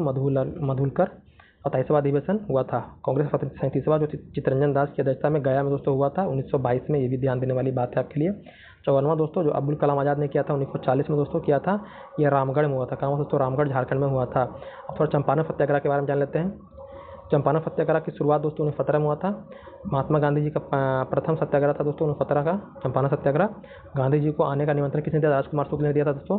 राजकुमार शुक्ल कहाँ के निवासी थे दोस्तों? ये मुरली भरावा गाँव के थे, चंपारण जिला के दोस्तों। गांधी जी ने राजकुमार शुक्ल की प्रथम मुलाकात हुई थी कहाँ पर? 1916 में कांग्रेस का जो लखनऊ अधिवेशन हुआ था दोस्तों, वहाँ पर हुआ था। चंपारण में इंडिगो किसान की दशा की ओर गांधी जी का ध्यान किसने आकर्षित किया दोस्तों? तो राजकुमार शुक्ल, खुद एक किसान थे दोस्तों। बिहार के नील गुगाने वाले प्रथम प्रश्न प्रस्तुत किया गया था तो राजकुमार शुक्ल ने कांग्रेस के अधिवेशन हुआ था लखनऊ, वहाँ पर दोस्तों। चंपारण में गांधी जी की जान किसने बचाई थी? बत्तख मियाँ दोस्तों। बत्तख मियाँ क्या थे दोस्तों? एक अंग्रेज अधिकारी के यहाँ क्या थे? रसोईया थे। तो उस रसोईया ने क्या अंग्रेज अधिकारी ने क्या किया कि बत्तख जब भी तुम खाने पर बुलाया गांधी जी को, इसको बोल दिया कि क्या करना, जब गांधी जी को तुम दूध देना, दूध में क्या कर जहर मिला देना। लेकिन दोस्तों क्या करते हैं? राजेंद्र प्रसाद जी के मतलब की बात को बताते हैं और जो की तरफ से क्या होता है दोस्तों, वो इस दूध पीने से गांधी जी को मतलब कि रोक देते हैं। और बाद में इसकी पुष्टि कब होती है? जब वो दूध से बिल्ली पीता तब जाके पता चलता है कि दूध में क्या था? जहर था। दूध पीने से बिल्ली मर जाती है। तो बत्तख मियाँ का नाम जरूर याद रखिएगा, इससे प्रश्न बना है। 3 कठिया पत्ती का संबंध था तो चंपारण जिला से दोस्तों। मतलब कि आपके पास 1 बीघा जमीन है, मतलब 20 कट्ठा है, तो उसमें 3 कट्ठा क्या है दोस्तों? अंग्रेजों ने अनिवार्य कर दिया था नील खेती करने के लिए। 3 कठिया पत्ती समाप्त हुआ था 1917 में चंपारण सत्याग्रह के फलस्वरूप दोस्तों खत्म हो गया था। चंपारण में गांधी जी के प्रमुख सहयोगी कौन थे? राजेंद्र प्रसाद जी थे, ब्रजकिशोर थे, ब्रजकिशोर प्रसाद, अनुग्रह नारायण सिंह हो गया, मजरूल हक हो गया, रामनवमी प्रसाद हो गया, शंभू नारायण, ये सब क्या था दोस्तों? चंपारण में गांधी जी के सहयोगी थे। चंपारण सत्याग्रह के दौरान गांधी जी पर मुकदमा कहाँ चलाया गया था? तो मोतिहारी उन पर पूर्वी चंपारण में चलाया गया था, ये ध्यान दीजिएगा। आगे हम बात करते हैं बिहार में किसान सभा के बारे में। तो बिहार में किसान सभा की स्थापना किसने की थी? तो स्वामी शाहजानंद सरस्वती ने दोस्तों 4 मार्च 1928 को पटना के बिहटा में किया था। बिहार में प्रांतीय किसान सभा के बारे में बात करेंगे तो इसकी भी स्थापना दोस्तों स्वामी शाहजानंद ने दोस्तों 1928 में की थी। इसके सचिव श्री कृष्ण निषित हैं। बिहार प्रांतीय किसान सभा का प्रथम सम्मेलन कहाँ हुआ था? तो सोनपुर में दोस्तों 1929 में हुआ था। इसकी अध्यक्षता स्वामी शाहजहां ने किया था। दूसरा बोलेगा तो दूसरा 1934 में हुआ था। इसका अध्यक्षता दोस्तों पुरुषोत्तम दास टंडन ने किया था दोस्तों, जो गया में हुआ था। वहीं तीसरा के बारे में बात करें, तीसरा हाजीपुर में हुआ था। इसकी अध्यक्षता स्वामी शाहजानंद जी ने किया था, याद रखिएगा, हाजीपुर में हुआ था। बिहार में किसान आंदोलन के जनक कौन थे? स्वामी शाहजानंद सरस्वती थे। 1935-38 में इस दौरान बिहार में बकास्त जो जमींदारों के खिलाफ हुआ था, ये दोस्तों स्वामी शाहजानंद सरस्वती ने ही किया था। इसका ओंकार पत्रिका दोस्तों, ये स्वामी शाहजानंद जी की ही पुस्तक का नाम है, पत्रिका का नाम है। किसान क्या करे पुस्तक दोस्तों स्वामी शाहजानंद सरस्वती ने ही लिखा था, याद रखिएगा। अखिल भारतीय किसान सभा गठन दोस्तों 11 अप्रैल 1936 को लखनऊ में दोस्तों हुआ था। ये अखिल भारतीय स्वामी शाहजानंद की अध्यक्षता में हुआ था। सचिव इसके NG रंगा था दोस्तों। 1922-23 में अगर बोले मुंगेर में किसान सभा गठन किसने किया था, तो श्री कृष्ण सिंह और मोहम्मद जुबैर के प्रयास से दोस्तों इसकी स्थापना हुआ था। ये कुछ प्रश्न है, इसको याद रखिएगा। अब बिहार पे असहयोग आंदोलन में क्या प्रभाव पड़ा था उसके बारे में थोड़ा देख लेते हैं हम लोग। तो असहयोग आंदोलन में बिहार के दौरान में किसानों का नेतृत्व किसने किया था दोस्तों? विद्यानंद। ये दोस्तों हमारे बिहार में जब 1919-20 में दोस्तों क्या चल रहा था आपका, ये किसान आंदोलन तो चल रहा था। उस समय क्या किए थे विद्यानंद, क्या जो दरभंगा का इलाका देख रहे हैं वहाँ पर दोस्तों ये चला रहे थे किसान आंदोलन। इन पर नाम याद रखिएगा। असहयोग आंदोलन के दौरान राहुल सक्रिय थे छपरा में दोस्तों। कहाँ के? छपरा में। अदाकत रस्म के बारे में बता दी, मजरूल हक 1921 में दोस्तों स्थापित किए थे असहयोग आंदोलन के दौरान। मित्र खैरू मियाँ के से प्राप्त भूमि, खैरू मियाँ क्या थे, इनके दोस्त थे, उन्हीं से भूमि प्राप्त करके यहाँ पर स्थापित किए थे। बिहार विद्यापीठ के बारे में बता दिए थे। 6 फरवरी 1921 को गांधी जी ने क्या किया था दोस्तों? इसका अनावरण किया था। मदरलैंड पत्रिका मजरूल हक ने निकाला था दोस्तों। युवराज प्रिंस ऑफ वेल्स का पटना आगमन दोस्तों 1921 में दोस्तों हुआ था, इसको भी ध्यान दीजिएगा। अब बिहार में भारत छोड़ो आंदोलन का क्या प्रभाव पड़ा था उसको देख लेते हैं थोड़ा सा। तो भारत छोड़ो आंदोलन के समय राजेंद्र प्रसाद जी को किस जेल में रखा गया? तो बांकीपुर जेल में। उस समय इनका तबियत बहुत ही गंभीर रूप से दोस्तों बीमार थे, फिर भी उसमें कैद कर लिया था अंग्रेज। 1942 के बारे में बता रहे हैं। भारत छोड़ो आंदोलन के दौरान अंग्रेजों द्वारा नेताओं की गिरफ्तारी के विरोध में महाधिवक्ता पद से इस्तीफा किसने दिया था? बलदेव शाह। बलदेव शाह ने क्या किया दोस्तों? दे दिया था इस्तीफा महाधिवक्ता के पद से दोस्तों। भारत छोड़ो आंदोलन में बिहार का मुख्य केंद्र कौन था दोस्तों? गांधी मैदान था। पटना लॉन गांधी मैदान का दोस्तों नामकरण 1948 बता दिया। पहले पटना लॉन था, बाद में दोस्तों क्या हो गया, वो गांधी मैदान के नाम से जाना जाएगा। उसके बाद आप थोड़ा जानते हैं हम लोग आओ, ये आपका भारत छोड़ो आंदोलन के दौरान ही दोस्तों क्या था? पटना सचिवालय में गोलीकांड हुआ था। कब हुआ था? ये 11 अगस्त 1942 को हुआ था। पटना सचिवालय गोलीकांड में कितने छात्र शहीद हुए? 7 छात्र शहीद हुए थे। उमाकांत सिन्हा, रामानंद सिन्हा, सतीश प्रसाद झा, राजेंद्र सिंह, राम गोविंद सिंह दोस्तों, देवीपत चौधरी दोस्तों और जगपति कुमार दोस्तों। ये क्या थे? अलग अलग जिलों के दोस्तों क्या थे? ये छात्र थे दोस्तों, जो 11 अगस्त को क्या कर रहे थे? विरोध कर रहे थे अंग्रेजों का। ये जो आप देख रहे हैं सचिवालय पटना में दोस्तों, वहाँ पर जहाँ पर अंग्रेज क्या करते हैं, निहत्थे बंदों पर दोस्तों क्या करते हैं? गोली चला, जिसमें 7 लोग दोस्तों मारे जाते हैं। तो सचिवालय पे दोस्तों, सचिवालय के पास आपका प्रतिमूर्ति बना हुआ देखे होंगे। सचिवालय गोलीकांड में किसने पुलिस को गोली चलाने का आदेश दिया था? पटना के तत्कालिक उस समय जिलाधिकारी थे WC आर्चर। कौन थे? WC आर्चर थे दोस्तों, उन्होंने दिया था ये आपका आदेश। सिवान थाने में झंडा फहराने के दौरान पुलिस के गोलियों का शिकार कौन हुई थी? तो ये दोस्तों फूलना प्रसाद श्रीवास्तव दोस्तों हुए थे। ये जो भारत छोड़ो आंदोलन हुआ था दोस्तों हमारे बिहार में, बहुत ही ज़्यादा इसका प्रभाव दोस्तों पड़ा था। अब राष्ट्रीय आंदोलन में बिहार का दोस्तों कुछ योगदान देख लेते हैं हम लोग। तो बिहार में स्वराज पार्टी के बारे में बता दिया। श्री कृष्ण सिंह 1923 में स्थापित किए थे। बिहार में स्वराज दल पार्टी का पहला गठन दोस्तों 26 जनवरी 1923 को हुआ था। इसके अध्यक्ष दोस्तों श्री नारायण प्रसाद थे और सचिव अब्दुल बारी थे। बिहार समाजवादी पार्टी के बारे में बोलेगा, सोशलिस्ट पार्टी, इसका 1931 में दोस्तों फूलन प्रकाश वर्मा और जयप्रकाश नारायण दोस्त की स्थापना की जाती है। बिहार में साइमन कमीशन का आगमन दोस्तों 12 दिसंबर 1928 को होता है। यहाँ भी क्या होता है? इसका विरोध दोस्तों होता है पटना में। बिहार में नौजवानों के साइमन कमीशन का विरोध किया था। अनुग्रह नारायण ने क्या किया था? इनके नेतृत्व में नौजवानों ने क्या किया था? विरोध किया था साइमन कमीशन का, गो बैक का नारा लगाया था। राजेंद्र प्रसाद और थोड़ा सा जयप्रकाश नारायण के बारे में जानते हैं थोड़ा सा, कि भारत में प्रथम राष्ट्रपति राजेंद्र प्रसाद जी का जन्म कहाँ हुआ था? तो 1884 में 3 दिसंबर को सारण जिले में जो है आपका जीरादेई, वहाँ पर दोस्तों हुआ था। राजेंद्र प्रसाद संविधान सभा के सभापति कब बने थे? 11 दिसंबर को बने थे दोस्तों 1946 को। अस्थायी थे, मतलब कि अस्थायी थे, परमानेंट थे ये। 1946 में बनी अंतरिम सरकार में राजेंद्र प्रसाद जी को कौन सा विभाग मिला था? खाद्य एवं कृषि विभाग मिला था दोस्तों। आगे है Mahatma Gandhi and Bihar the reminiscences. पुस्तक के लेखक कौन है दोस्तों? डॉक्टर राजेंद्र प्रसाद जी हैं। इनके पिता महादेव शाह थे, माता कमलेश्वरी देवी थी। इनकी पत्नी का नाम क्या था? राजवंशी देवी था दोस्तों। और इनको राष्ट्रपति का कार्यकाल, इनका 2 कार्यकाल था रहा था दोस्तों, याद रखिएगा। अब तक दोस्तों एकमात्र राष्ट्रपति जिन्होंने 2 कार्यकाल पूरा किया है वो राजेंद्र प्रसाद जी हैं। 50 से 62 तक था।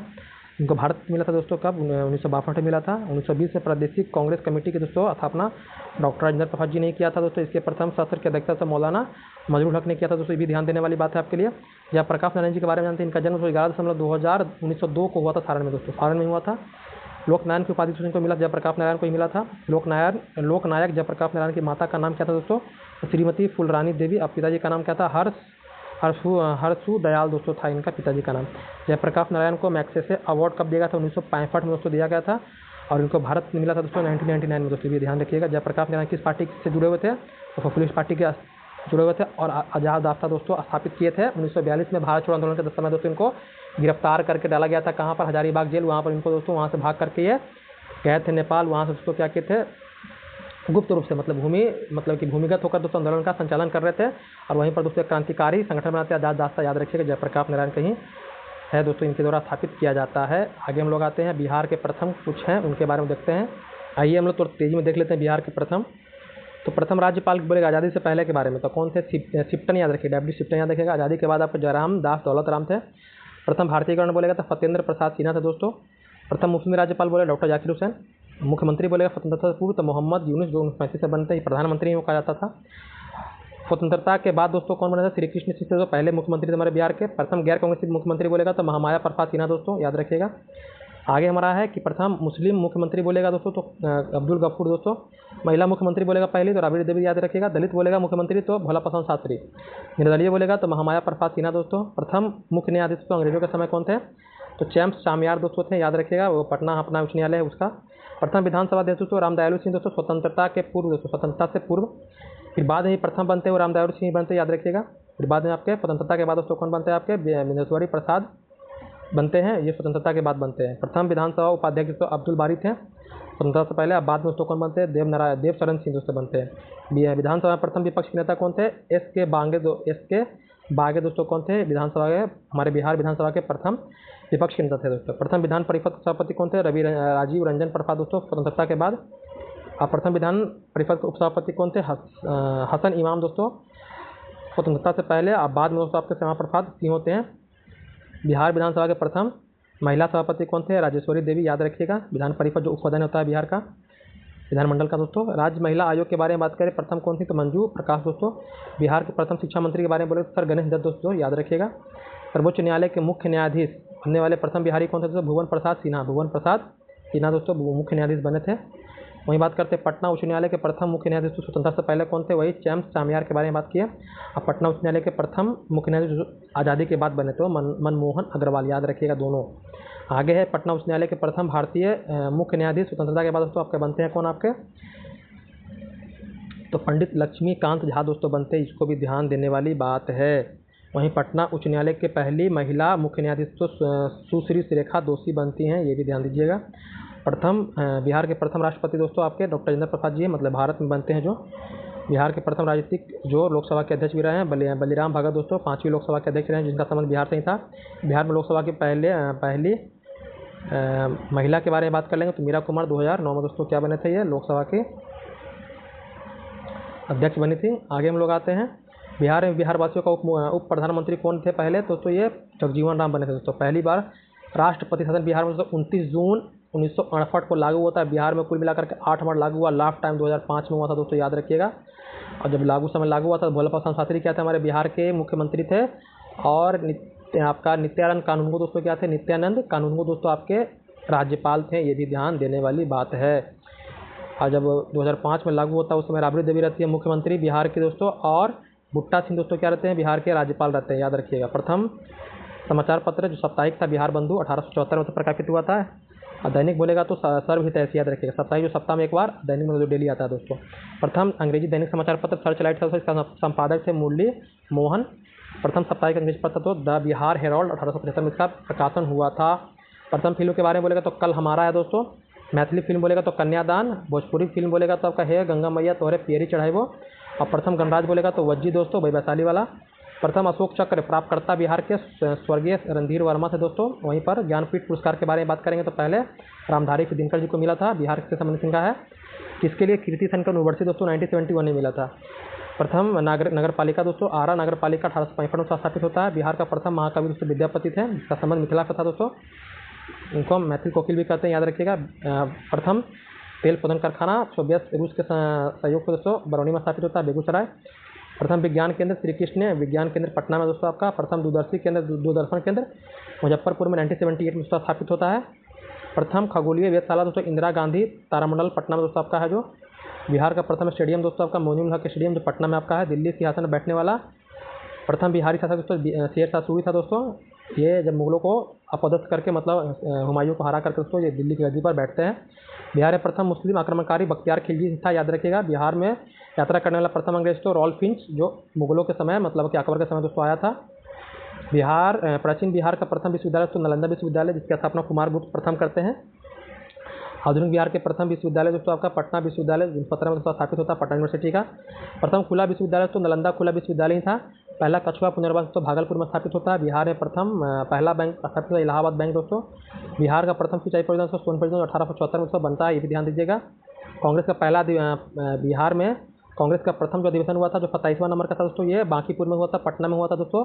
अध्यक्षता इसको कौन किए थे तो मधोलकर किए थे, ये भी ध्यान दीजिएगा। और उसके बाद 35वां हुआ था गया में चित्तरंजन दास जी किए थे। बिहार का प्रथम योग विश्वविद्यालय तो मुंगेर में स्थापित है, 1963 में उसकी स्थापना हुई थी।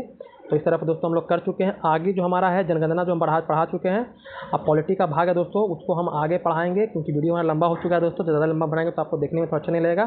तो जितने भी फैक्ट बताएं उसको लास्ट टाइम में जरूर देखिएगा। इसका हम PDF आपको प्रोवाइड करवा देंगे, आप रिविजन कर लीजिएगा। आपको दोस्तों कम समय में अधिक से अधिक तो जानकारी हो जाएगी और आपके एग्जाम में जो भी आपके बिहार से प्रश्न आएंगे तो उससे छूटने वाले आपके नहीं है। इस पर फोकस जरूर कीजिएगा। बाकी मामला आगे पढ़िए दोस्तों, एग्जाम का टाइम धीरे धीरे नज़दीक आ रहा है और कुछ दिन बाद आपका एडमिट कार्ड भी आ जाएगा तो अपना सेंटर भी आपको पता चल जाएगा। उसके बाद दोस्तों आपके पास कम समय ही बचेगा, अभी भी समय कम ही है क्या कि आज आपका हो गया है 8 तारीख। आपके पास दोस्तों जिनका मतलब कि स्टार्टिंग में ही है उनके लिए तो थोड़ा सा ज़्यादा मेहनत करना पड़ेगा। जिनका दोस्तों अंतिम समय में मतलब कि लास्ट में तो उनको थोड़ा सा उनको भी मेहनत करना, ऐसा नहीं है कि रिजल्ट चाहिए तो दोस्तों मेहनत करना पड़ेगा, सबको मेहनत करना पड़ेगा। लेकिन उनको थोड़ा सा लगेगा कि हाँ चलो मेरा लास्ट में तो रिलैक्स हो जाते हैं, लेकिन रिलैक्स होने जगह रिलैक्स होने में दोस्तों क्या होता है रिजल्ट दोस्तों में परेशानी होती है। जितना जल्दी एग्जाम होता है दोस्तों वही क्या होता है आप में मतलब दिमाग पे प्रेफर होता है तो प्रेफर क्या होता है आपका हटता है, कम होता है। तो फिर अपना जो भी अलग काम है वो अपना काम में दोस्तों दिमाग लगा सकते हैं। तो जितना आपके पास पर्याप्त समय है उसका पर्याप्त समय दोस्तों स्टडी में लगाइए। बाकी जो भी आपके जो दूसरे काम है आपका उसको बाद में कीजिए, पहले आपका जितना समय है उसको पहले अपने अध्ययन में लगाइए दोस्तों। बाकी रिजल्ट दोस्तों आपका आ ही जाएगा, ये हम आपको बता दिए। जितना हम करवाएं उतना कर लीजिए आप, उससे ज़्यादा कुछ दिक्कत आपको नहीं होगा दोस्तों। बाकी मन लगा के पढ़िएगा। धन्यवाद दोस्तों।